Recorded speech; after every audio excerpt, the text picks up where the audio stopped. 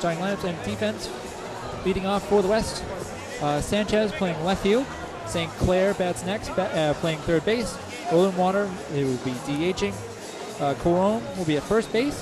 Helms will man center field. Calhoun will play right field. Palazzo will do the catching. Batting, will be at shortstop. Harris will round off the lineup, playing second base. And Jem and McCann will be pitching for the West. Defense for the East. We have Marzinski in left, Campbell in center, Johnson in right, Toffee at short, Merritt at third, Short at second, McDonough at first. Quintana doing the pitching for the East, caught by Meyer. And if you're one of these kids out there on the field right now, you got to be pumped up. You got to be really excited. Oh, I'm sure there are butterflies. All these kids are feeling butterflies. Are very excited. It's an exhibition game, but I think as this game evolves, Scott, you're going to see competition, the competitive flow, juices flow, and we're going to see some good ball tonight. Really looking forward to it. Quintana plays for the Sharks during the regular season. He is 5-1 with an ERA of 1.25 with a league high 49 strikeouts. He has the team high five wins and only one loss. And he is his stats are right at the top of every pitching category. He's having quite a year, and this start's well deserved. What a beautiful night, Scott. The sun's setting, and for tonight, Brockton is the center of the baseball universe. Certainly turned out to be a beautiful night. It was looking shaky earlier, as we mentioned. It was raining this morning, but the baseball gods are here, just like you said. It's the center of the baseball universe, and we're certainly happy to be here.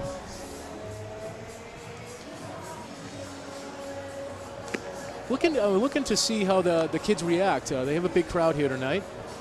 It is an all-star game. They want to impress their peers, so it'll be interesting to see who rises to the occasion and becomes the hero for the night.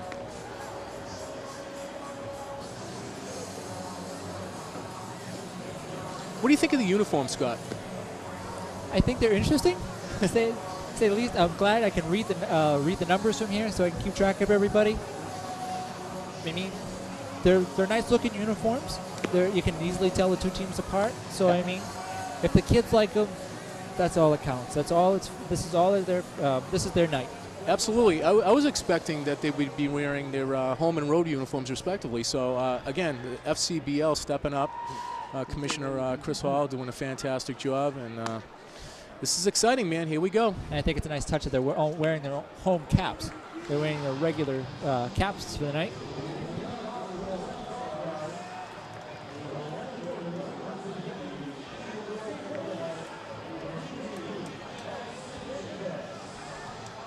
Sanchez leading off for the West. In the regular season, he plays for the Nashua Silver Knights. Batting average of .331, 4 home runs, and 19 RBIs. He will be attending UMass Lowell as a senior in the fall. First pitch high, ball 1.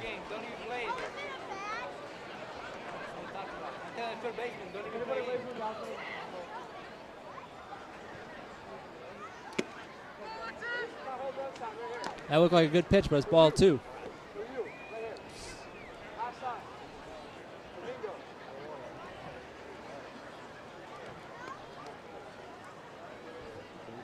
The 2-0 on the way. And that's low. Beg your pardon. Right in the strike zone for strike 1. Quintana has a little deceptive delivery. Almost a little El Tiante-esque. And that's hit to center field deep. Back and over the center field's head, and that's going to one-hop the wall. And Sanchez is going to dig in for 2. Got over Campbell's head, and Sanchez is in there with a double. Yeah, that ball kept carrying, Scott. Not much wind tonight. Actually, the flag is still out there. That ball just took off, and it kept going. Tough to judge. We're at that time of night where the lights are on, but you still have a little bit of daylight out there in that dusk mode. So he might have had a tough time picking it up off the bat. St. Clair up now. He represents the Torrington Titans, playing third base tonight. Team high 371 batting average with 14 RBIs and 2 home runs. So he's certainly a threat at the plate. That's in there for strike one at 88 miles an hour. Yeah, he has some good pop on his fastball tonight.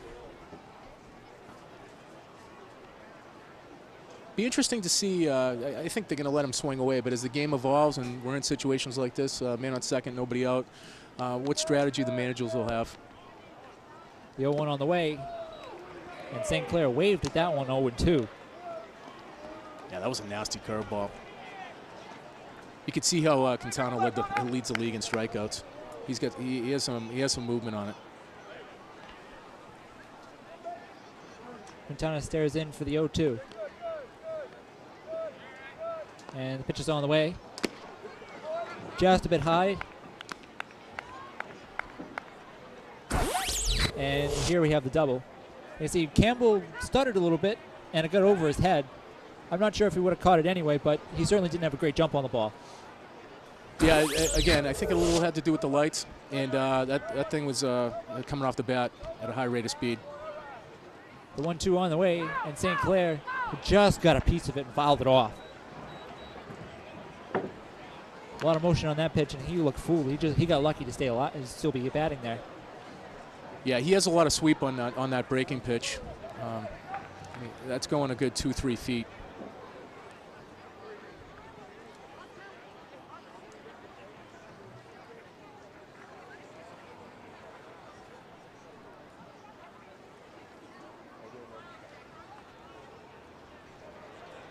It's been a long day for these players. Absolutely. They had scouting drills starting at 3 o'clock, I think it was. 3 o'clock, and it kept going. They went right into the home run derby, and now they're here. And many of these teams played last night, or these players, for their respective teams. Top of the first inning in the FCBL All-Star game. Nobody out, man on second. 1-2 count coming to St. Clair. And he gets a piece of it and fouls it off to stay alive.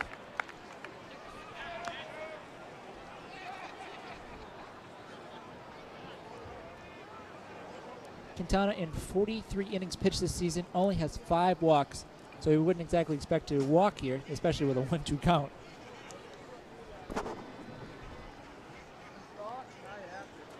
Sanchez led off the inning with a double. St. Clair at the plate, 1-2 count. And that got away, and he's going to advance to first base on this. Quintana got the strikeout he was looking for, but everybody advanced.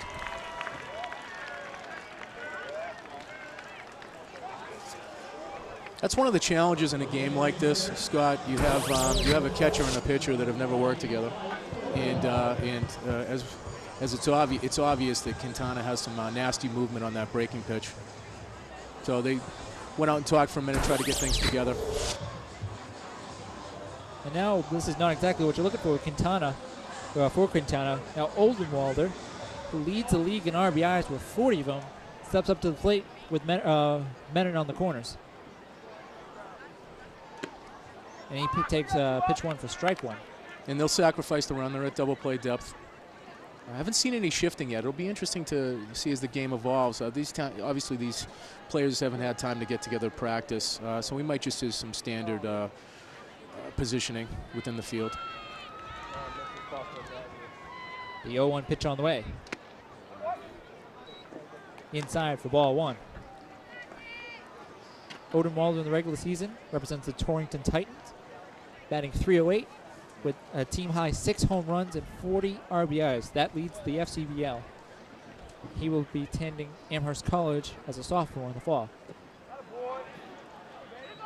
Pitch in the dirt, and the umpire said he didn't go, so it's 2-1. 40 RBI, that's impressive. Mo Vaughn, former Red Sox player, used to call him steaks, ribeyes. I had not heard that. That's another thing. I did not know that.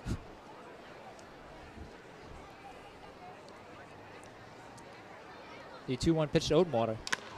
Chopper up the middle. They might get 2. And they do, but the run will score. Nice double play turned by the East, but they do let up the run. And it's 1-0 West early. Yeah, Quintana will take that every day. That was tailor-made double play. that might settle him down a little bit here. And I'm not sure how long they're going to go tonight, Scott. He might trust Stark might just go through, you know, the whole pitching rotation, so we might only see Quintana for this inning. Nice turn by Toffee and Short there to turn the double play. Nice turn by them. They did everything right there. They turned double play, but the West is up 1. 2 outs here in the FCBL All-Star game, and that pitch is higher for ball 1.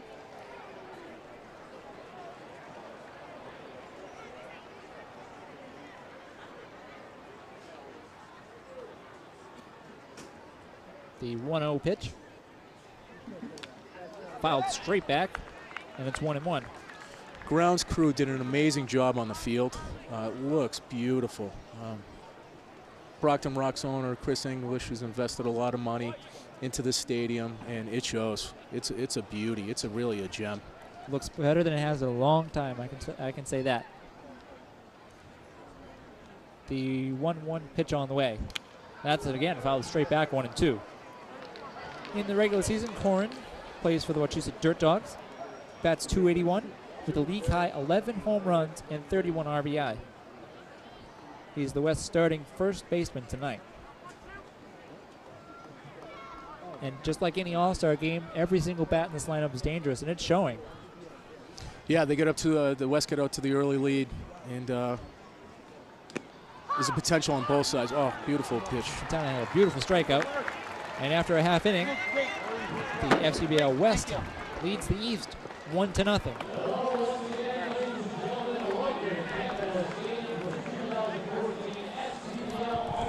For the East, their starting lineup. Boy, center field. Rolling out there.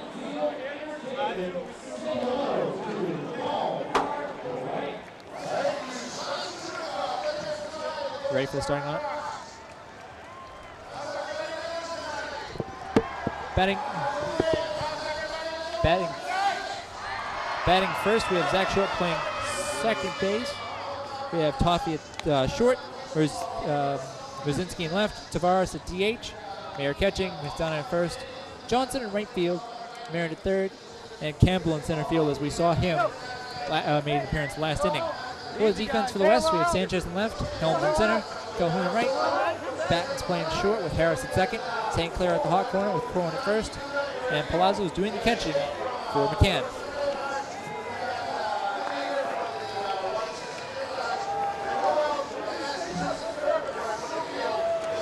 And we had a great opportunity to watch the scouting combine that they had out here earlier, and these kids have talent. It was interesting to see that some of the players took the opportunity to do some outfield drills as well as some infield drills. And one thing across the board is smooth. That's the word that stood out to me, just smooth. You could tell they're just naturally gifted, and they've worked hard at their craft to get where they're at. Pitching tonight for the West, Jeremy McCann.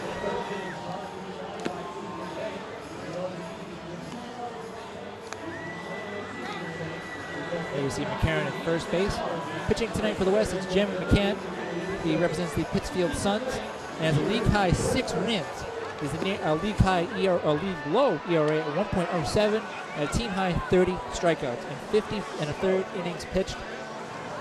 In terms of this league, he's the real deal. He's a very dangerous pitcher, and on top of that, he's the only lefty on the West roster. Yeah, southpaw.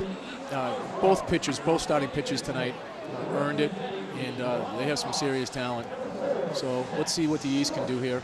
See if they can battle back after West put up that one spot. In a game like an All-Star game with everybody on the top of their game, one run might just do it. So we'll have to see how the game progresses. And the first pitch to short is low and wild, ball 1.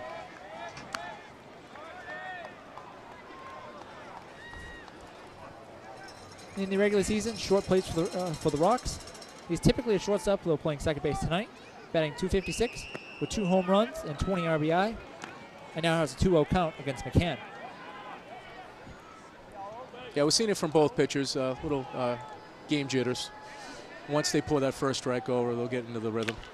That's ripped down the left field line. Fair ball. Short's going to dig for second. And he's going to get there with ease.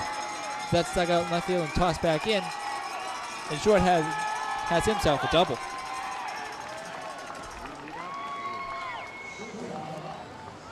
Yeah, McCann was looking to get a groove a strike in there, and Short just turned on it and roped it down the line. So both teams coming out firing. Right down the line. Third baseman really didn't have a chance there.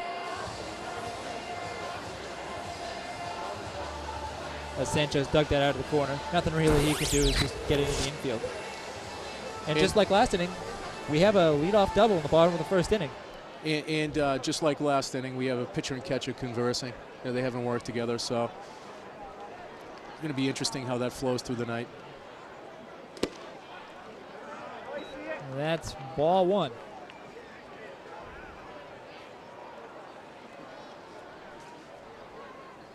McCann can be a little wild at times in his 50 innings. He has 18 walks, which is nothing to sneeze at, but it is a fair number of them. And that's fouled back out of play, 1-1.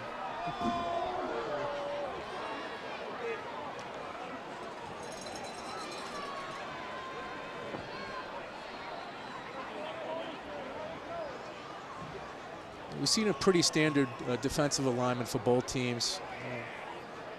Looks like they're playing straight away, as the East did in the top of the first. The 1-1 to Toffee is fouled back out of play. Toffee in the regular season plays for the Martha's Vineyard Sharks. He is an infielder, batting .320 with 4 home runs and 23 RBIs. That's not too shabby in 31 games played.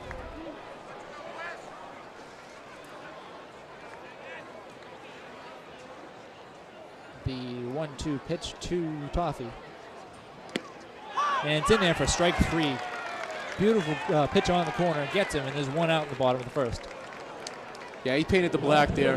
He had no chance.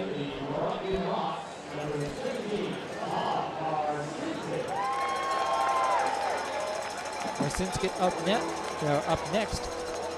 In the regular season, he plays for the Rocks. Plays the outfield, that's .321 with a team high 23 RBIs and 5 home runs, both lead the team. And he's looking to do some damage here, trying to get tie the East with the West. And that's low for ball 1. Yeah, he's having a really good season for the Rocks in smooth, fluid swing.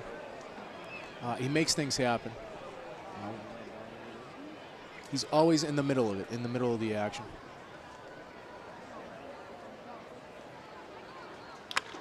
Marcinski rips into first base, but right at the first baseman, who trots over the bag for the second out of the inning. Foreign made a nice play over there to dig it out at first base, and there's 2 outs, but a man on third in the bottom of the first.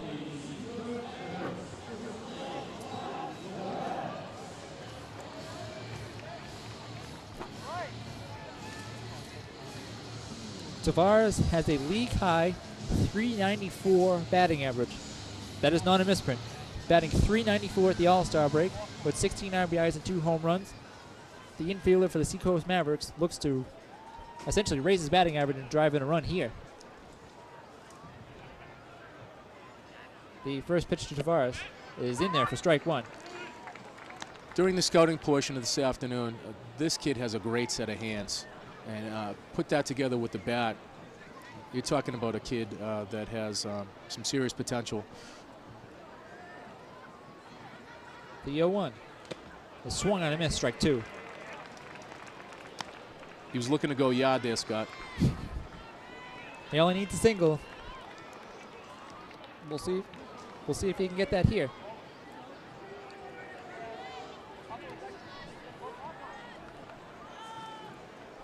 McCann trying to get out of this jam. Man on third, 2 outs in the bottom of the first inning. The 0-2 pitch is cut on and missed, strike 3. And McCann gets out of it. 1 inning complete here. 1 inning complete here at Campanelli. The West All-Stars lead the East 1-0. We'll be right back. At Adventure can be found anywhere, but the best place to start is in the forest. I spy something beginning with S. Snow? No. Snow-covered trees? Nothing to do with snow. Head outside to discover incredible animals and beautiful plants that come together to create an unforgettable adventure. Wow. So grab your loved ones Don't even. and explore a world of possibilities. Come on, this way. Visit discovertheforest.org to find the closest forest or park to you. Welcome back to Campanelli Stadium here. Scott Olson alongside Jay Miller bringing you the FCBL 2014 All-Star Game. After 2 innings, the West leads the East 1-0. And on a spectacular diving play, the West preserved their 1-0 lead last inning. And the mascots are out in force tonight, Scott. We have them from most teams. They've made the trek to Brockton, and they're Jake the Snake. He is entertaining the crowd.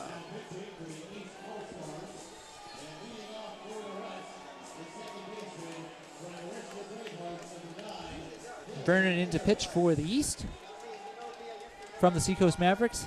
He has a team high 4 wins and a team low .98 ERA.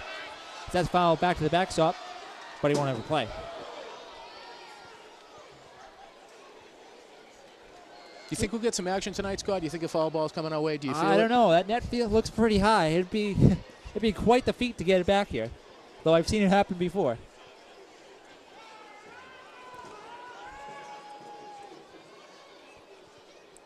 Harris leads off the inning for the West. That smokes that one to center field. And over the center fielder's head, that's going to one-hop the wall. And he's thinking 3. And he's going to get there. Harris smoked that one over Campbell's head. And the West is threatening again with a leadoff triple. Man, he came flying out of the box. He was moving. That young man has some speed. They had him shifted a little to left center and found that gap. And yeah, he crushed it.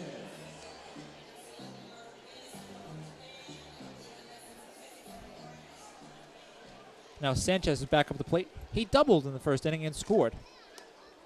And swings wildly at that one, 0-1.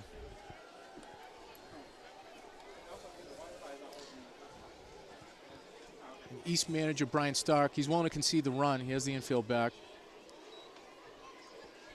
Which surprised me a little bit. I know it's early in the game. It could be a tight game. Why not bring him in and just see what happens? I mean, if he gets a single, he gets a single, and it's a 2-0 game. But we'll have to see how this works. And it's off the shortstop's glove, and that wouldn't have mattered anyway. The run will score. And that's a single for Sanchez, and drives in a run. 2-0 West. Well, Scott, you might be prophetic there. If he was in, I think it would have been hit right at him.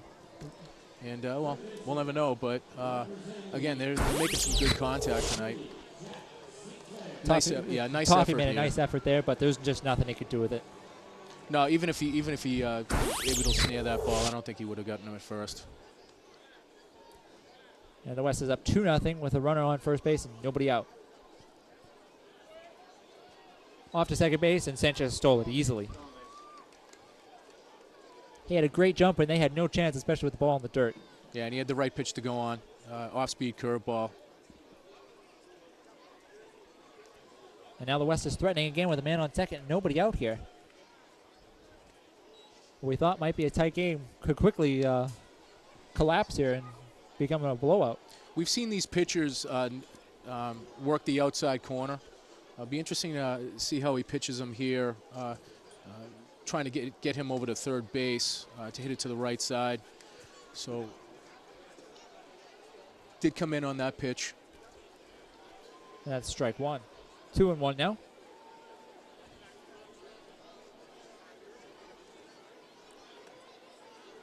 And that's low, but strike 2.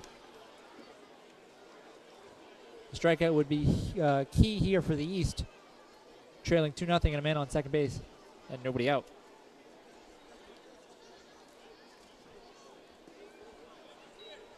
St. Clair watches that go by, and it's a full count. St. Clair struck out but reached when the ball on a wild pitch. last inning, or rather in the first inning.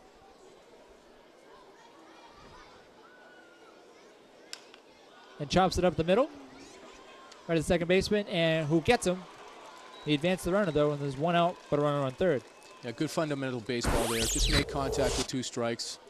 Do what you can to get the runner over, and he did his job, did it well. Getting congratulated by his teammates. Short made a nice play there on the pick to make sure he recorded that out.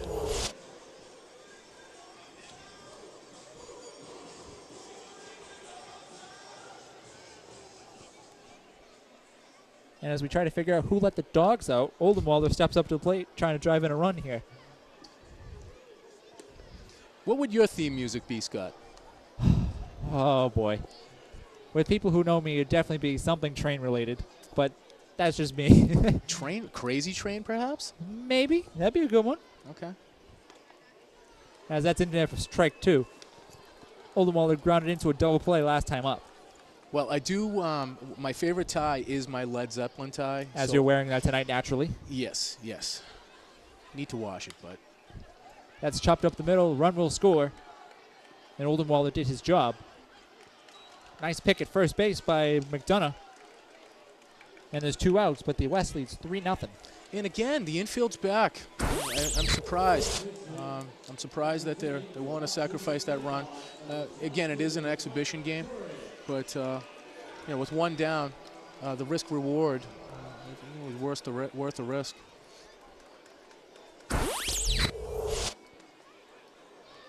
So I did say Led Zeppelin, however. Crazy Train was by.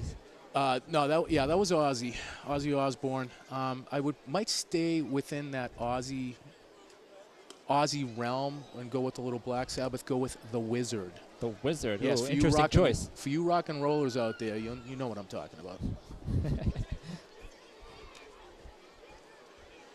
Corn in the first inning struck out swinging.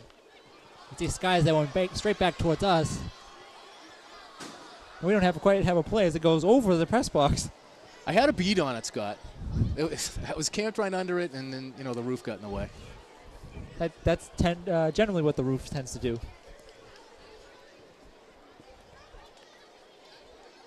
2-1 to Corn, 2 outs in the top of the third inning. West leading the East 3-0. And that's way outside for ball 3. And it seems like Vernon's struggling just a little bit this inning. Yeah, he's struggling. I mean, he's had moments. It looks like some pitches they're clicking for him, but he's grinding out there. He doesn't look like he has his best stuff tonight, so he's just doing what he can just to get through the inning.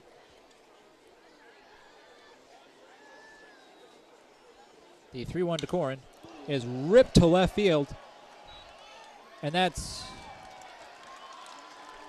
gone. Oh, ground rule double. Ground rule double. And we'll take another look at that. And to my eyes, that left the yard, but that did bounce over the fence, so I apologize for that mistake. And Corn finds himself on second base with a double. It was hit hard. We've seen a lot of hard hit balls this inning, and catchers out there trying to calm him down. They have put some good wood on him this inning. And, again, that talent, you talked about it earlier, Scott, up and down the lineup. There's no room to breathe. And Helm steps to the plate with a team-high 7 home runs for the Nashua Silver Knights. And the first pitch is outside for ball 1.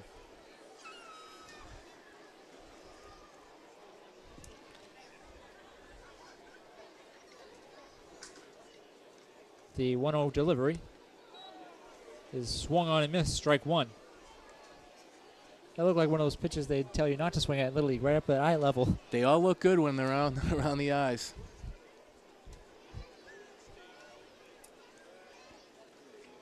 The 1-1 pitch is popped up by the first base dugout and just gets into the dugout.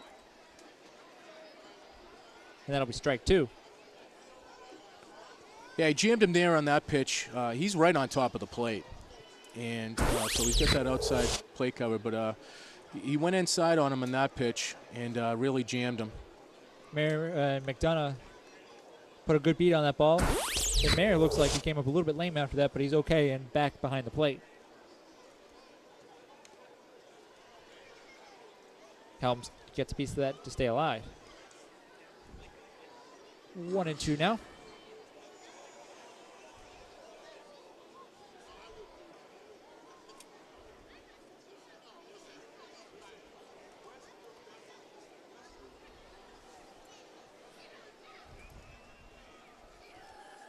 Vernon trying to get out of the top of the third inning here, in which he's let up 2 runs. That's belted down the left field line, but foul. Yeah, he's having a lot of pitches are up, Scott, and West hitters are all over it right now.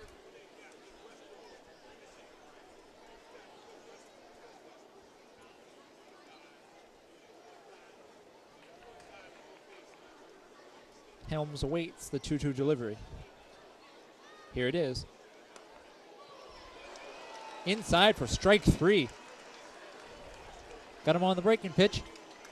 And after 2.5, the West leads the East 3-0. Now, as somebody that works in Brockton, I have a lot of pride that this game's being held at Campanelli Stadium in Brockton.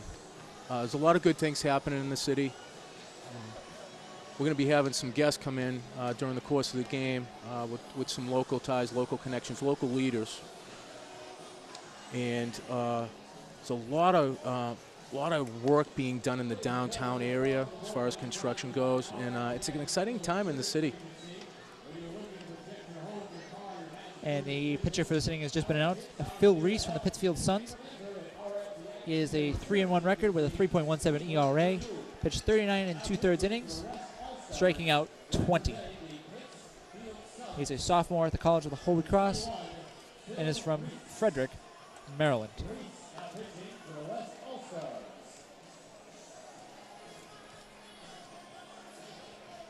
And we'll see if Reese can continue the West streak of keeping the East bats at bay.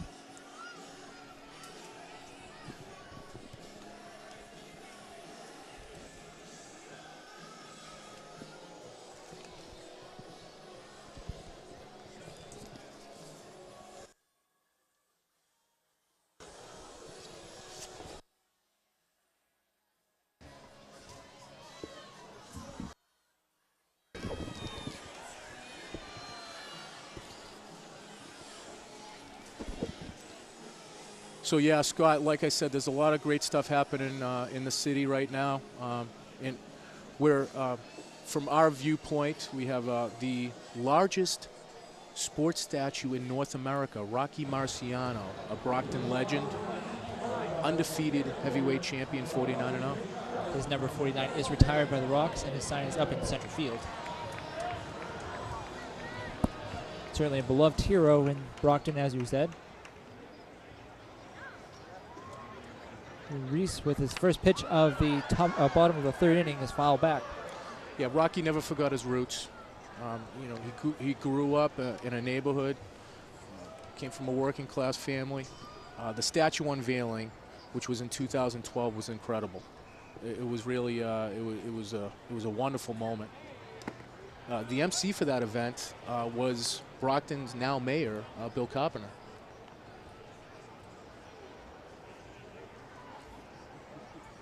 At the plate is Brian Campbell from the Martha's Vineyard Sharks as he takes the 2-1 pitch, or takes the pitch for ball 2-1, with a team-high batting average of .357, team-high RBIs with 27, and 4 home runs. Not too shabby for the 9th hitter in the East lineup. The 9th hitter, that is impressive. The center fielder takes ball 3.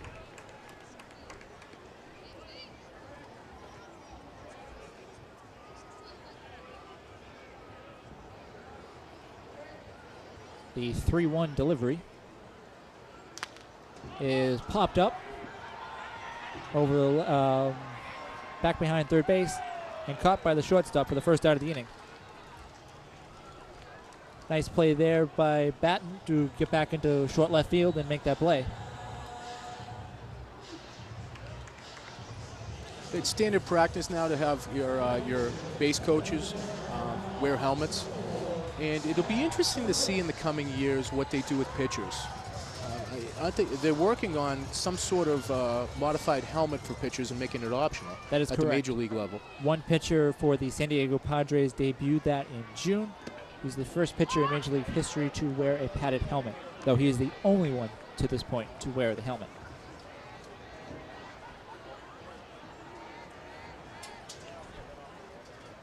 The 0-1 to short is filed back 0-2. Short in the first inning doubled but did not score. This seems to be a theme for the East tonight, getting men on base and not scoring. Now down 3-0, they need to really get on this and start at least put something on the board, because the pitchers aren't getting any easier for the West. That's chopped down to third. Playable to first base, but thrown in the dirt, and he will be safe. Short reaches on an E5, and the East has a man aboard in the first. He hustled down the line. He broke his bat. Sounded like a broken bat, and in that hustle, that might be the start of something here for them.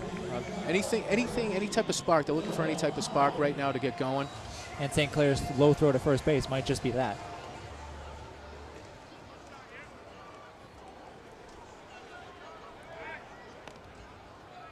Chuck on short over at first base, and he's back easily. He has a healthy lead over there, and almost looks like he's leaning. That's a very healthy lead over at first base. Here's the first pitch to Toffee. Short's not going, and it's in there for strike one.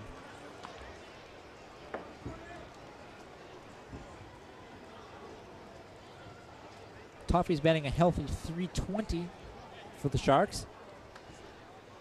And the East really needs him to connect on one here. And that's fly to center field. Easily playable for Helms. And he collects it for the second out of the inning.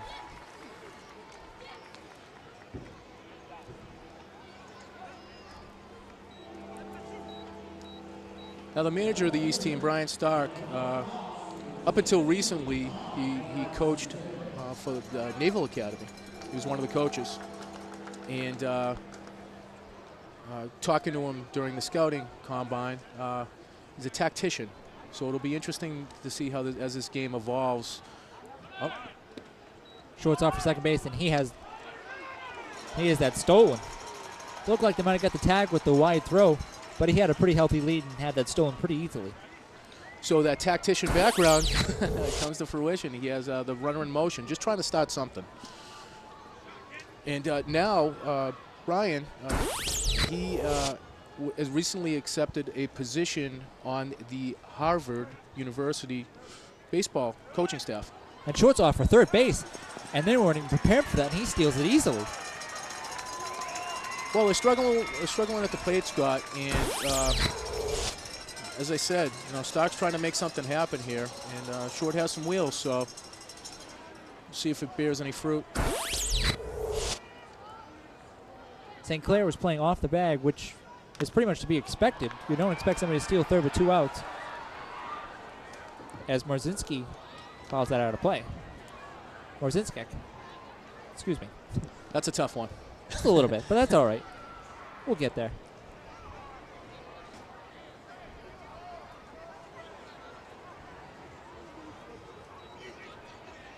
Two and 1 the count to Marzinskek.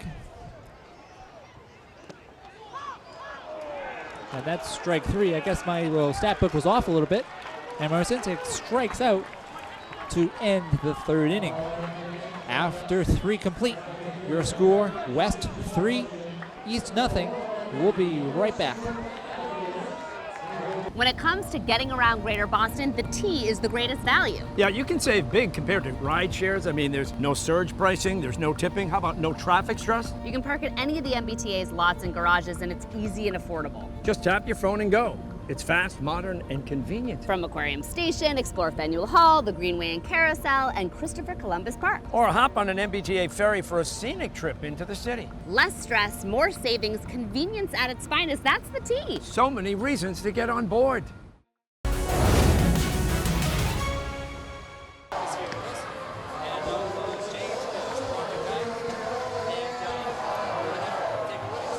Bob, great night tonight for Brockton, for the Rocks, but just Brockton as a whole. Oh, absolutely. I mean, what the Rocks have done this season with new ownership and what they've invested into the team, into the stadium, and to have quality baseball talent in the city of Brockton, it's been a great night. And Campanelli Stadium is used for just more than baseball. There's been a lot of great events recently. Oh, absolutely, and we're hoping that this is just the beginning. There's some great management going on here, and we're really excited with the potential what this stadium can bring to the city. Now, we're streaming this live, so it's going throughout the country.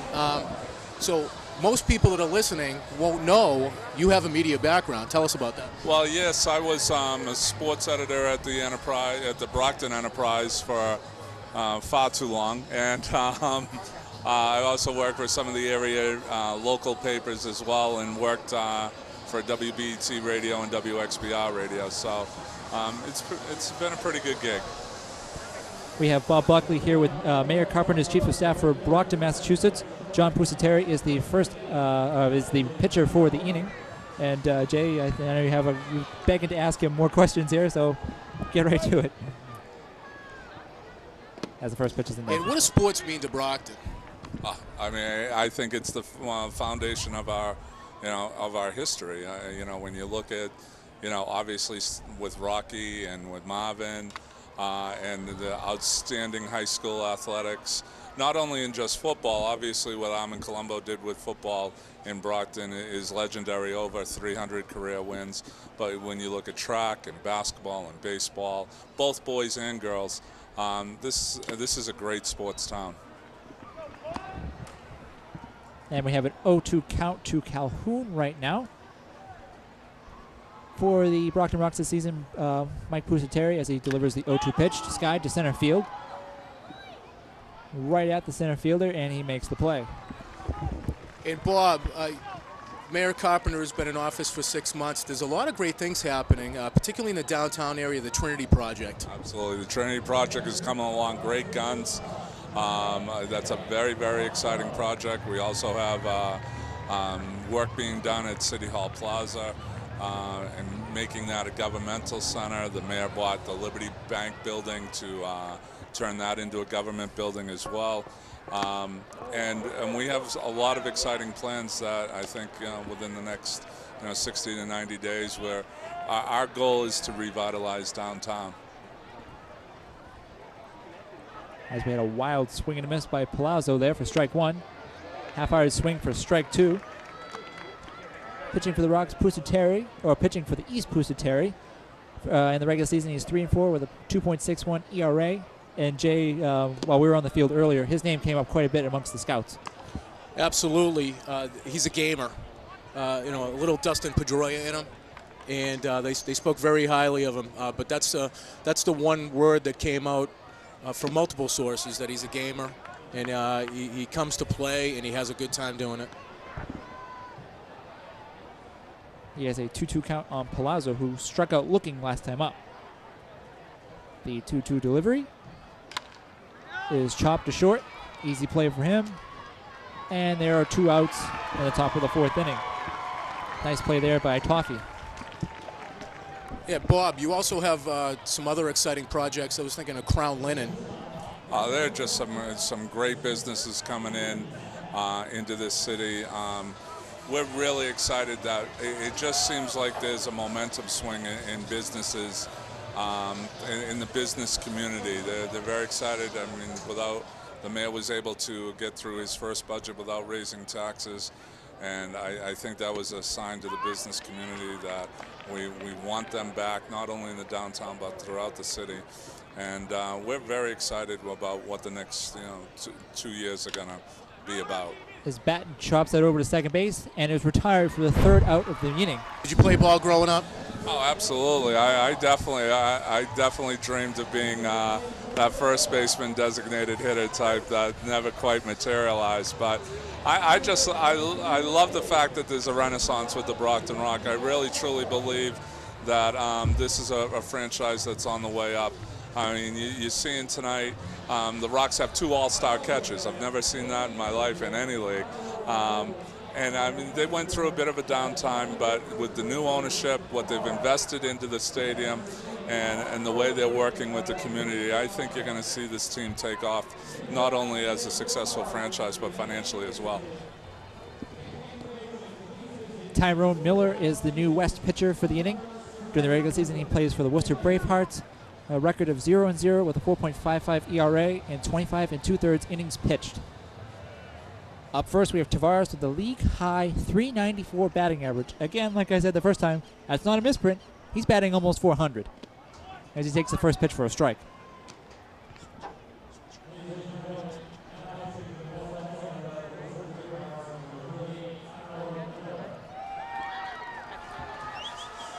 As Tavares stares in, waiting the 0-1 pitch. And delivers high, ball one.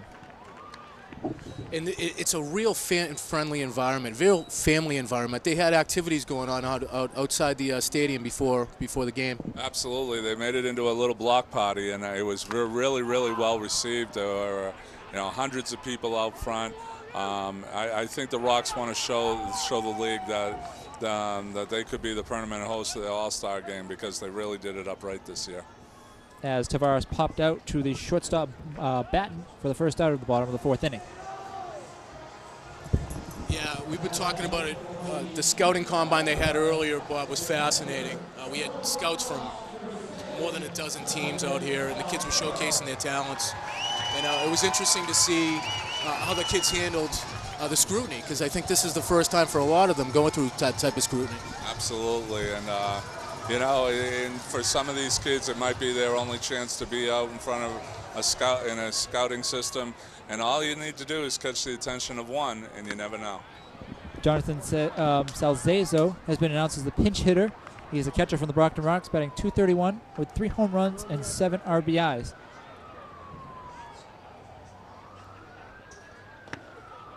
And he took a big hack there for the first strike of the inning. Now, Bob, obviously Brockton isn't exactly, has been through some tough times. Like, how do you and the Mavericks hope to make it a more attractive city for people to come to and see a game like this? Well, you're right.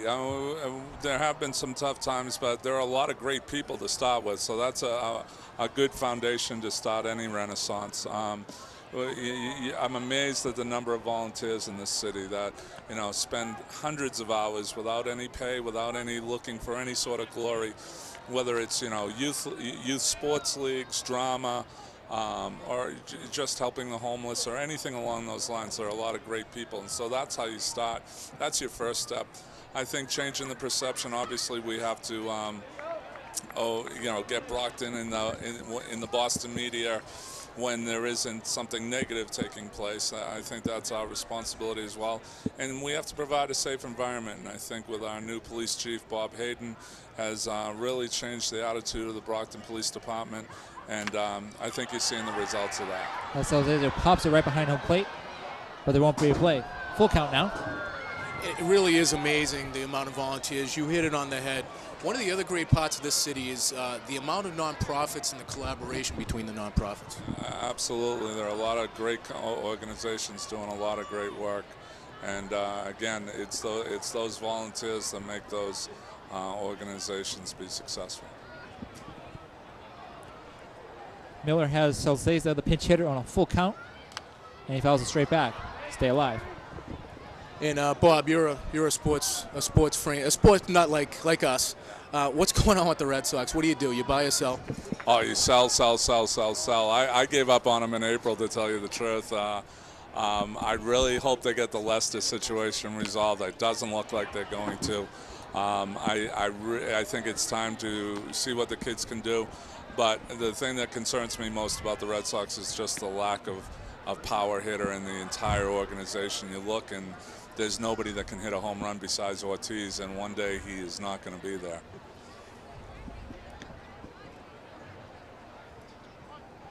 Full count to Salcedo with 1 out in the bottom of the fourth inning.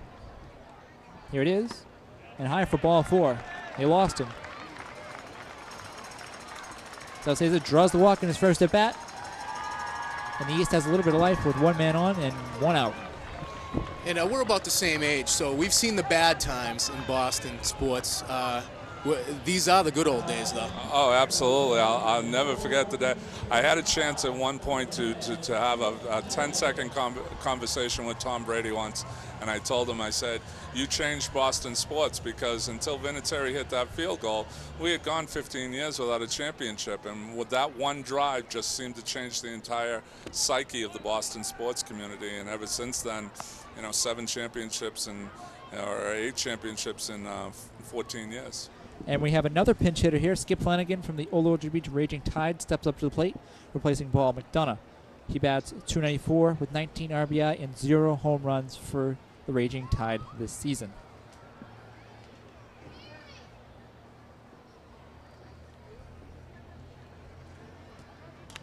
The 0-1 pitch is fouled off, 0-2.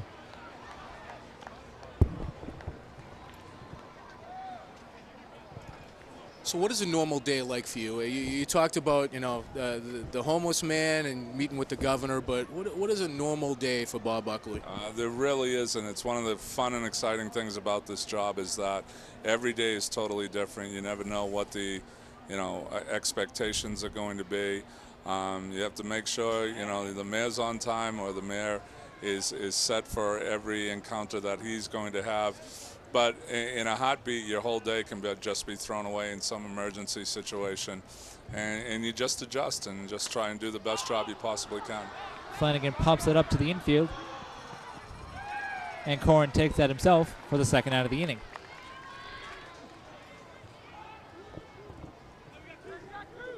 Two down, man on first, bottom of the 4th inning. West leading East 3-0 in the FCBL All-Star game. In the booth with us today, right now, is Bob Buckley, Mayor Carpenter's Chief of Staff for Brockton, Massachusetts. And the most important question we'll ask tonight, Bob, everybody has their theme music when they come to the plate. So tell us what yours is. I heard that earlier. I'm trying to still, maybe still crazy after all these years. I don't know. I don't know. I like the Led Zeppelin reference. I would probably choose a Led Zeppelin song or a song from Aerosmith, but that's a tough one. I really never really thought about it in those terms. Yeah, I told you it would be the toughest question tonight. So, good times, bad times, perhaps. It describes my job. That's absolutely. But the good times are really good. You get to come out and, this is part of my job, and that's not a bad gig, Johnson remains in the game. Faces an 0-2 count from Miller. Here it is. And he fouls it back to stay alive. Salcedo was off with the pitch. And we talked a little bit about your media background, but you also had you were active within Brockton Public Schools. Absolutely. Before I took this job, I spent 7 years as an 8th grade English teacher at the Davis School. Worked with some absolutely phenomenal people. It was, some of the best people I've ever met in my life. And, there's a reason Brockton has the reputation it does. As Johnson rips that to right field, but not quite far enough, and that will retire the side. Thank you, Bob. Thank you, guys. I really appreciate it. Absolute pleasure. Absolutely. Thank you very much. And after 4 complete, the West leads East 3-0. We'll be right back. What do you think you're doing, Kevin? Was just gonna drive home. There are several warning signs present that you shouldn't be driving. Like hearing voices? Like your text-to-emoji ratio? Oh man, the selfies. Selfie, nailed it. We all have warning signs that let us know that we're probably not okay to drive. Mine is pretending to be your subconscious. Craig, come on man, let's split a ride home.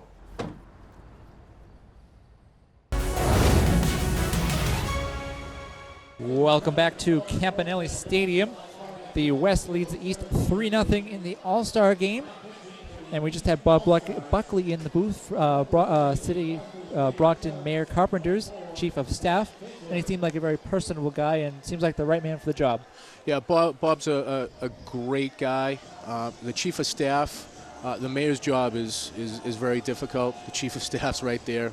He deflects a lot of the everybody coming at the mayor. You know, everybody wants to talk to the mayor, and Bob is personal. He's a big sports fan, and no, he is, along with the mayor, really excited about this Rocks Renaissance. Matt Binder into the game for the East. During the regular season, Matt plays for the Martha's Vineyard Sharks. If I can find it, there he is. Matt Binder plays for the Martha's Vineyard Sharks. Has a record of 0-2 by a 1.55 ERA in 17 1/3 innings pitched. And he goes to a great college. What's the name of that college, Scott? That is Millersville University. Millersville. Excellent. Yes.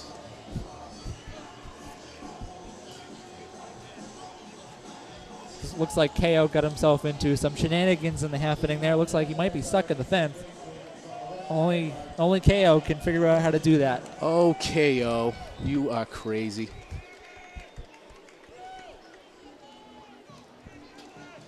Harris leads off the top of the 5th inning for the West, where he will face the new pitcher.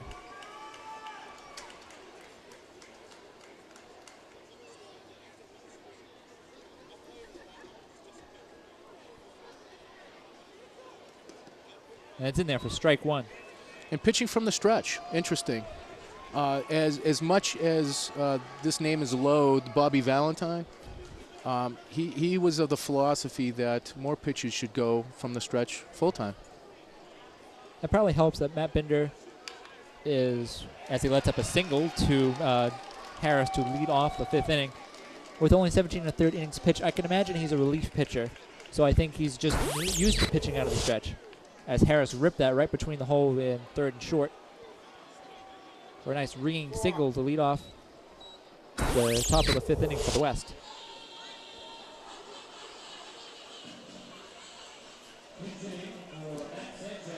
Pinch hitting is Mattingly Rominin. Now a couple of tough names here tonight. I'll get it eventually. He plays for the Wachusett Dirt Dogs during the regular season. Bats .308 with a team-high 31 RBIs and a tied for second on his team, 8 home runs. Nobody else in the league has more than 7.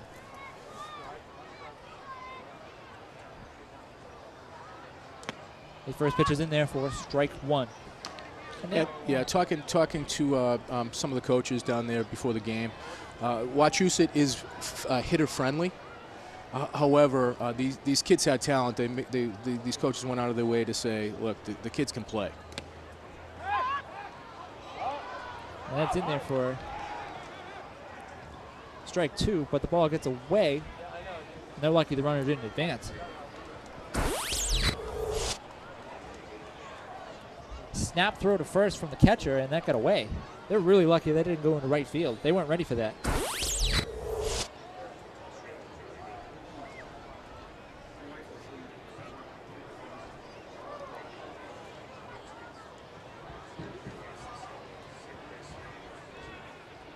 The 0-2 delivery is in there for a strike 3. Good way to come back after letting up a single. The pitches we've seen tonight have some good off-speed stuff. That curveball froze him, and we're seeing some nasty pitching tonight. And now pinch hitting is Richard Fectau. Richard plays for the Wachusett Dirt Dogs as well during the regular season. He's an infielder, bats .317, 14 RBI, and 1 home run. And goes to Salem State and will be a sophomore there in the fall.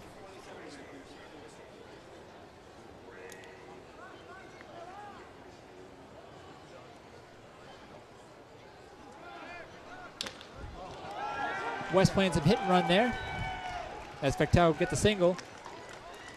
Though Harris didn't advance to third base. Interesting there. Yeah, the shortstop, that was a nice decoy. You see the replay right here.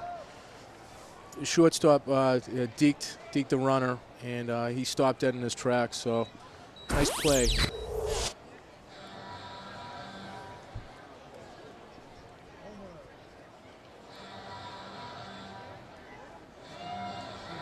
Catcher coming out trying to calm down Binder. Normally he's a good pitcher, but he's having a little bit of a rough inning. We've seen that from a couple of pitchers on the East for whatever reason tonight. I think part of it is the West is loaded. I mean, some real talent there, some good baseball players, and they're capitalizing on the mistakes by the pitchers. Swung on and missed, strike one.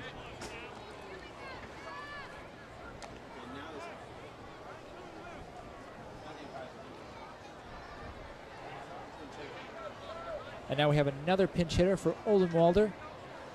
There's another Wachusett player, Joe Breen, who has the league-high 11 home runs. A lot of Wachusett this inning, and they're trying to do some damage here. And it's inside, but strike two. We were talking earlier. We were surprised that Breen wasn't in the home run derby. Maybe he didn't want to mess up a swing. Maybe. We'll see if it pays off here, though he's down 0-2.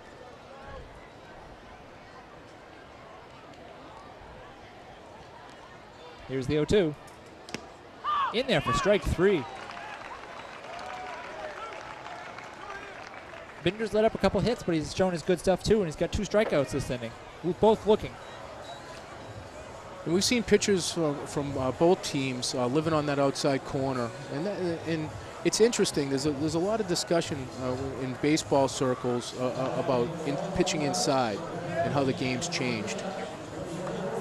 These hitters in general are allowed to wear body armor, and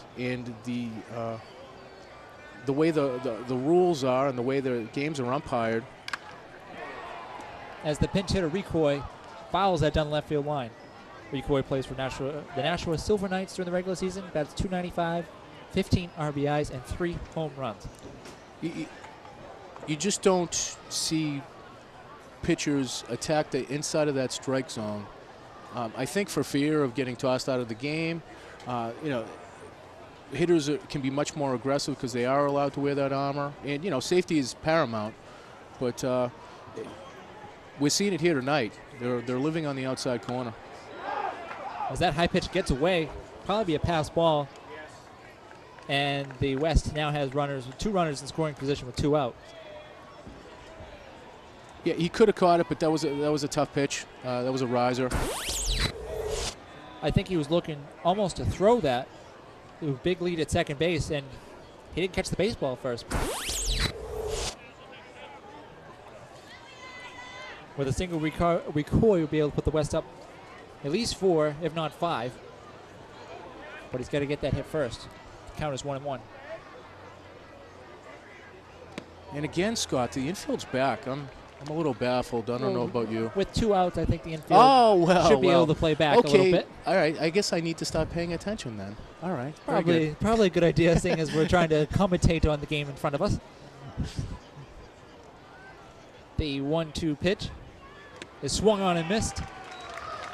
And that's 3 strikeouts for Binder, who gets out of the jam and keeps the deficit to 3. Big inning there for Binder. If the East has any chance in this game, he had to get that out. That was a key out, Scott. Great point. That was critical. If they were able to score a couple more runs, you're looking at a 5-0 game. It's still within striking distance, 3-0. But unless they get the bats going and the West pitchers continue to dominate, they're shutting them down. And so it will be interesting to see if Brian Stark, the manager of the East, and Brockton Rock's manager tries to create something. We've certainly been saying that all game, and we'll see where it comes out, if it comes out at all. He may not get the chance. The West is, as we said earlier, is pretty loaded. But that doesn't mean it is an all-star game. It doesn't mean the West or the East isn't either. Yeah, Scott, I'm amazed looking at these rosters. We have players from Ohio, California. We have some local players. Some from Florida I saw on the roster. Yeah, across the country. And then the schools are run the gamut. We have Brown, Northeastern University, locally Wheaton College. And we also have that young man going to Vanderbilt. And Vanderbilt has become really a baseball power. So it's an exciting time for the league. within a few years, it's bound to happen with all of these players that one of these players eventually makes it to the major leagues. I know the Rocks had a player who pitched on their team when they were still professionals, and he made it to the All-Star game this year. Steve Delabar, he was a relief pitcher for Toronto, and he made the All-Star team. And as a baseball fan, that has to be exciting, knowing that you're watching potentially future major league players and seeing them at an early stage of their development. You know, the Rocks also had, as an independent team, they had the spaceman Bill Lee come out and pitch. That's right. into his 60s. And yes, the nickname is apropos. The spaceman is out there. Oil Can Boyd, another former Red Sox player. Right. He pitched here for several years. He did. He was actually pretty good. As the 1-1 mentioned to McDonough as low ball 2. And Oil Can was quite a character, along with Bill Lee. But Oil Can continued that legacy of interesting Red Sox ball players. Brought out a lot of fans, and it's nice that the Rocks have joined this league, the FCBL, because now we're seeing some younger players that are hungry. They're not getting paid for this. You know, they're doing it because they love the game. And that's foul back, making the count full. And just watching them during the scouting combine and interacting with each other. You mentioned earlier the smiles on these guys' faces. They're just having a blast and soaking it in. Well, McDonough flares that to center field. That will fall for a single. And East has something going here with nobody out. We'll see if they can actually finally have rally here. They've had men on, usually with an out or two, and they just haven't been able to get that key hit and put it together.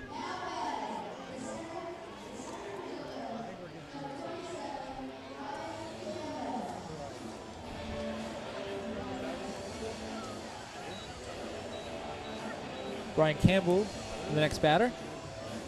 In his last at bat. He has some good speed. In his last at bat, he popped out to the shortstop in short left field. Looked like a little bit of outside, but called strike one.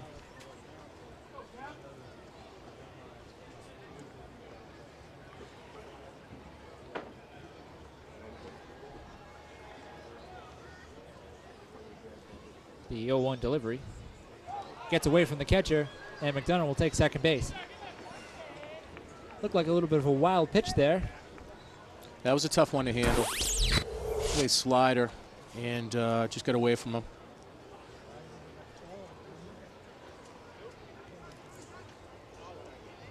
The East will take it as they have a man on second with nobody out here in the bottom of the fifth, trying to get something on the board here. As Campbell takes strike two.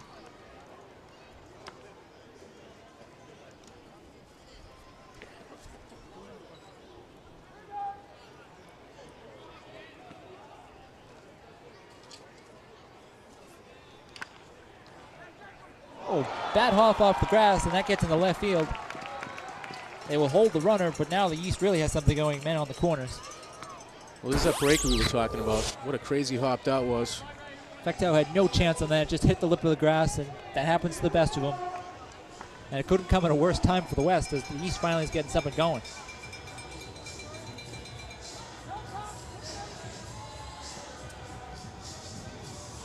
Well, up to this point, the West pitchers have bared down when they needed to. And this should be an interesting battle right here.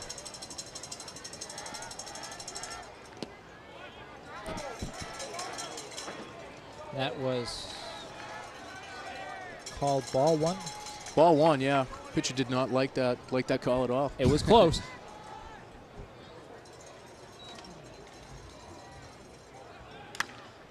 Play a little bit of hit and run. Won't be able to get the guy at second, and that will come in a run. And the East is finally on the board as a fan emphatically blows an air horn to signify the effect. And it's 3-1 West. Well, Stark got him in motion to keep out of the double play. Otherwise, that would have been an easy two. So again, you know, try to make things happen, get people in motion, and see what happens. And yeah, they get a run out of it, and a man on second, and runner in scoring position. Your tactician staying with the manager finally paid off. That one paid off big time.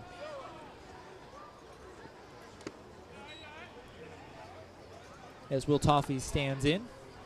Yeah, Stark talked about his experience at the Naval Academy. Academy is extraordinary. Just the discipline of the young men, that are willing to, serve their country. He was in awe, and he's sad to leave the Naval Academy. But I was saying earlier, he's going to Harvard University, so it's a great opportunity for him professionally.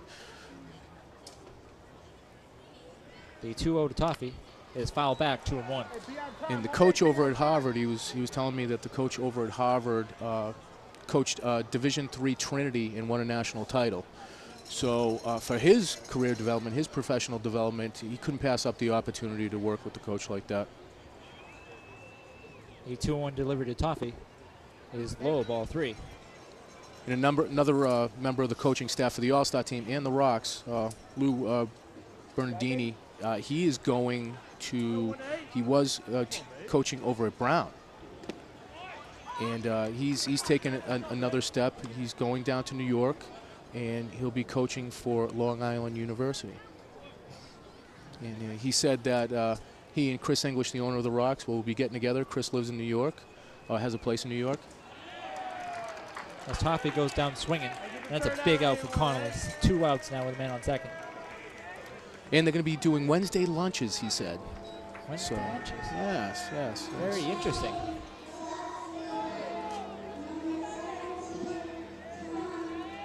It looks like we're going to have a pitching change here. Or certainly a managerial meeting. I thought he pointed on the right arm.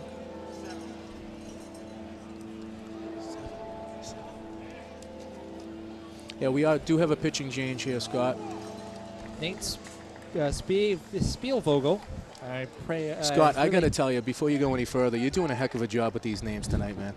I do my best. There are some rough names out there, and you're handling it with aplomb and poise.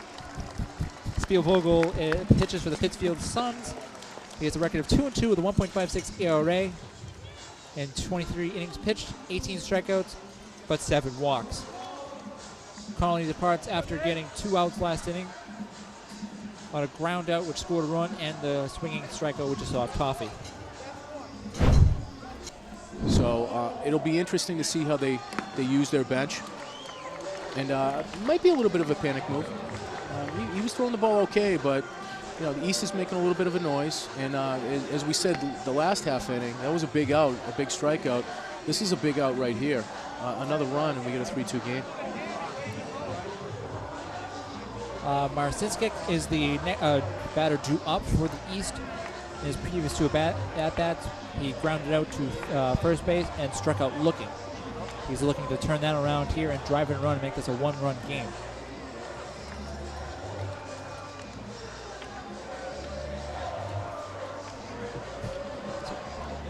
You can see the fans in the stands dancing. Have you ever been caught on camera dancing, Scott? Not caught on camera. Well, not a moving camera. Still picture. Okay. All right. Did they get you a good side? Oh, do I have a good side? Of course you do. Of course you do, man. Both sides are good. Both sides are good. All right, do then. I have a good side? All right, then. Marcinski is out here. Bottom of the 5th inning in the 2014 FCBL All-Star Game. West leads the East 3-1. 2 outs here and a man on second base for the East. Trying to make this a 1-run game. Marcinski drives this deep to center field. That's over the center fielder's head. Well, it looked like he did when he broke, but he's able to come up with it. Manny Romenin into the game last inning. He's able to track it down. Game-changing play. Balls up, turnaround to win it. Got it!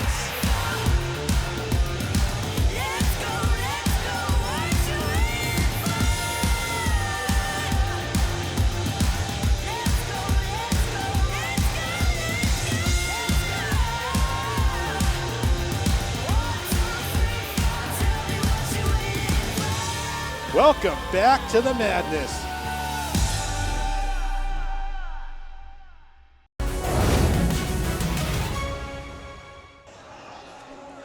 He'll be starting off with the left-hander, too. So this will be an interesting matchup. The pinch hitter for this inning is Curtis White. Here's the fan vote from Wachusett, from the Wachusett Dirt Dogs. And we'll see if the fans were right in his selection. And now joining us in the booth is Chris Hall, the commissioner of the FCBL, as Curtis White drives a single up the middle to lead off the top of the 6th inning.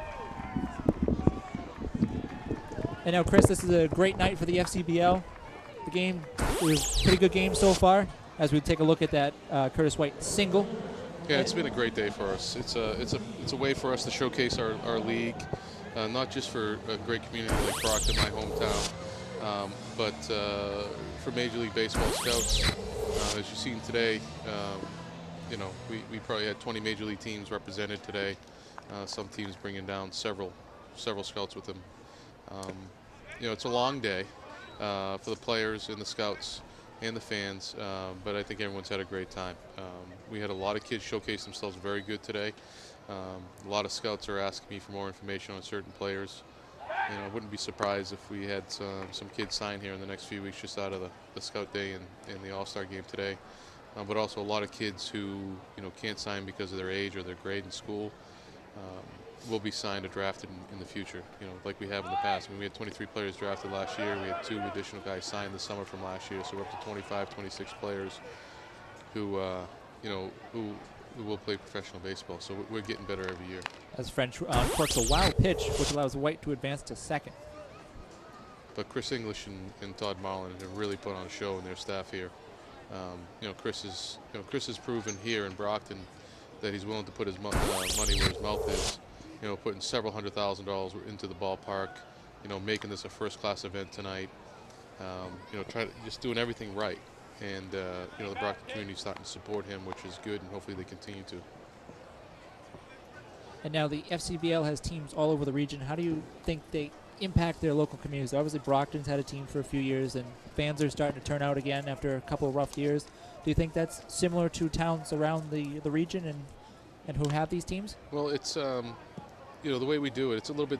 We took over a lot of these stadiums, right? And that were in the Can-Am League or had professional baseball in the past, or maybe we're in another summer collegiate league, and it takes a little while for people to understand the difference. Like here in Brockton, understand the difference between independent ball and affiliated ball. I mean, we've actually done pretty well in Brockton the last few years, but in order to take the next step, you know, it was time. And, you know, Chris, you know, really wanted to get the opportunity in here, and he was able to make an agreement to come over and take the team over. But you know, Brockton continues and will continue to be one of the top. I mean, this is summer collegiate baseball. Look at the stadium. I mean, look at the field these guys are playing on. I mean, these kids don't get the opportunity to play in front of fans like this in summer. And we're trying to prep these kids for minor league baseball. That's the whole idea. And we're trying to give them that experience. Seems like Curtis White knows what he's doing. He had some really aggressive base running on that last play, and he took third on a ground ball of third. You don't see that too often. Well, Curtis had some people in his corner to get him on this All-Star game with the fan vote, which was great. I mean, he had like 25,000 fan votes.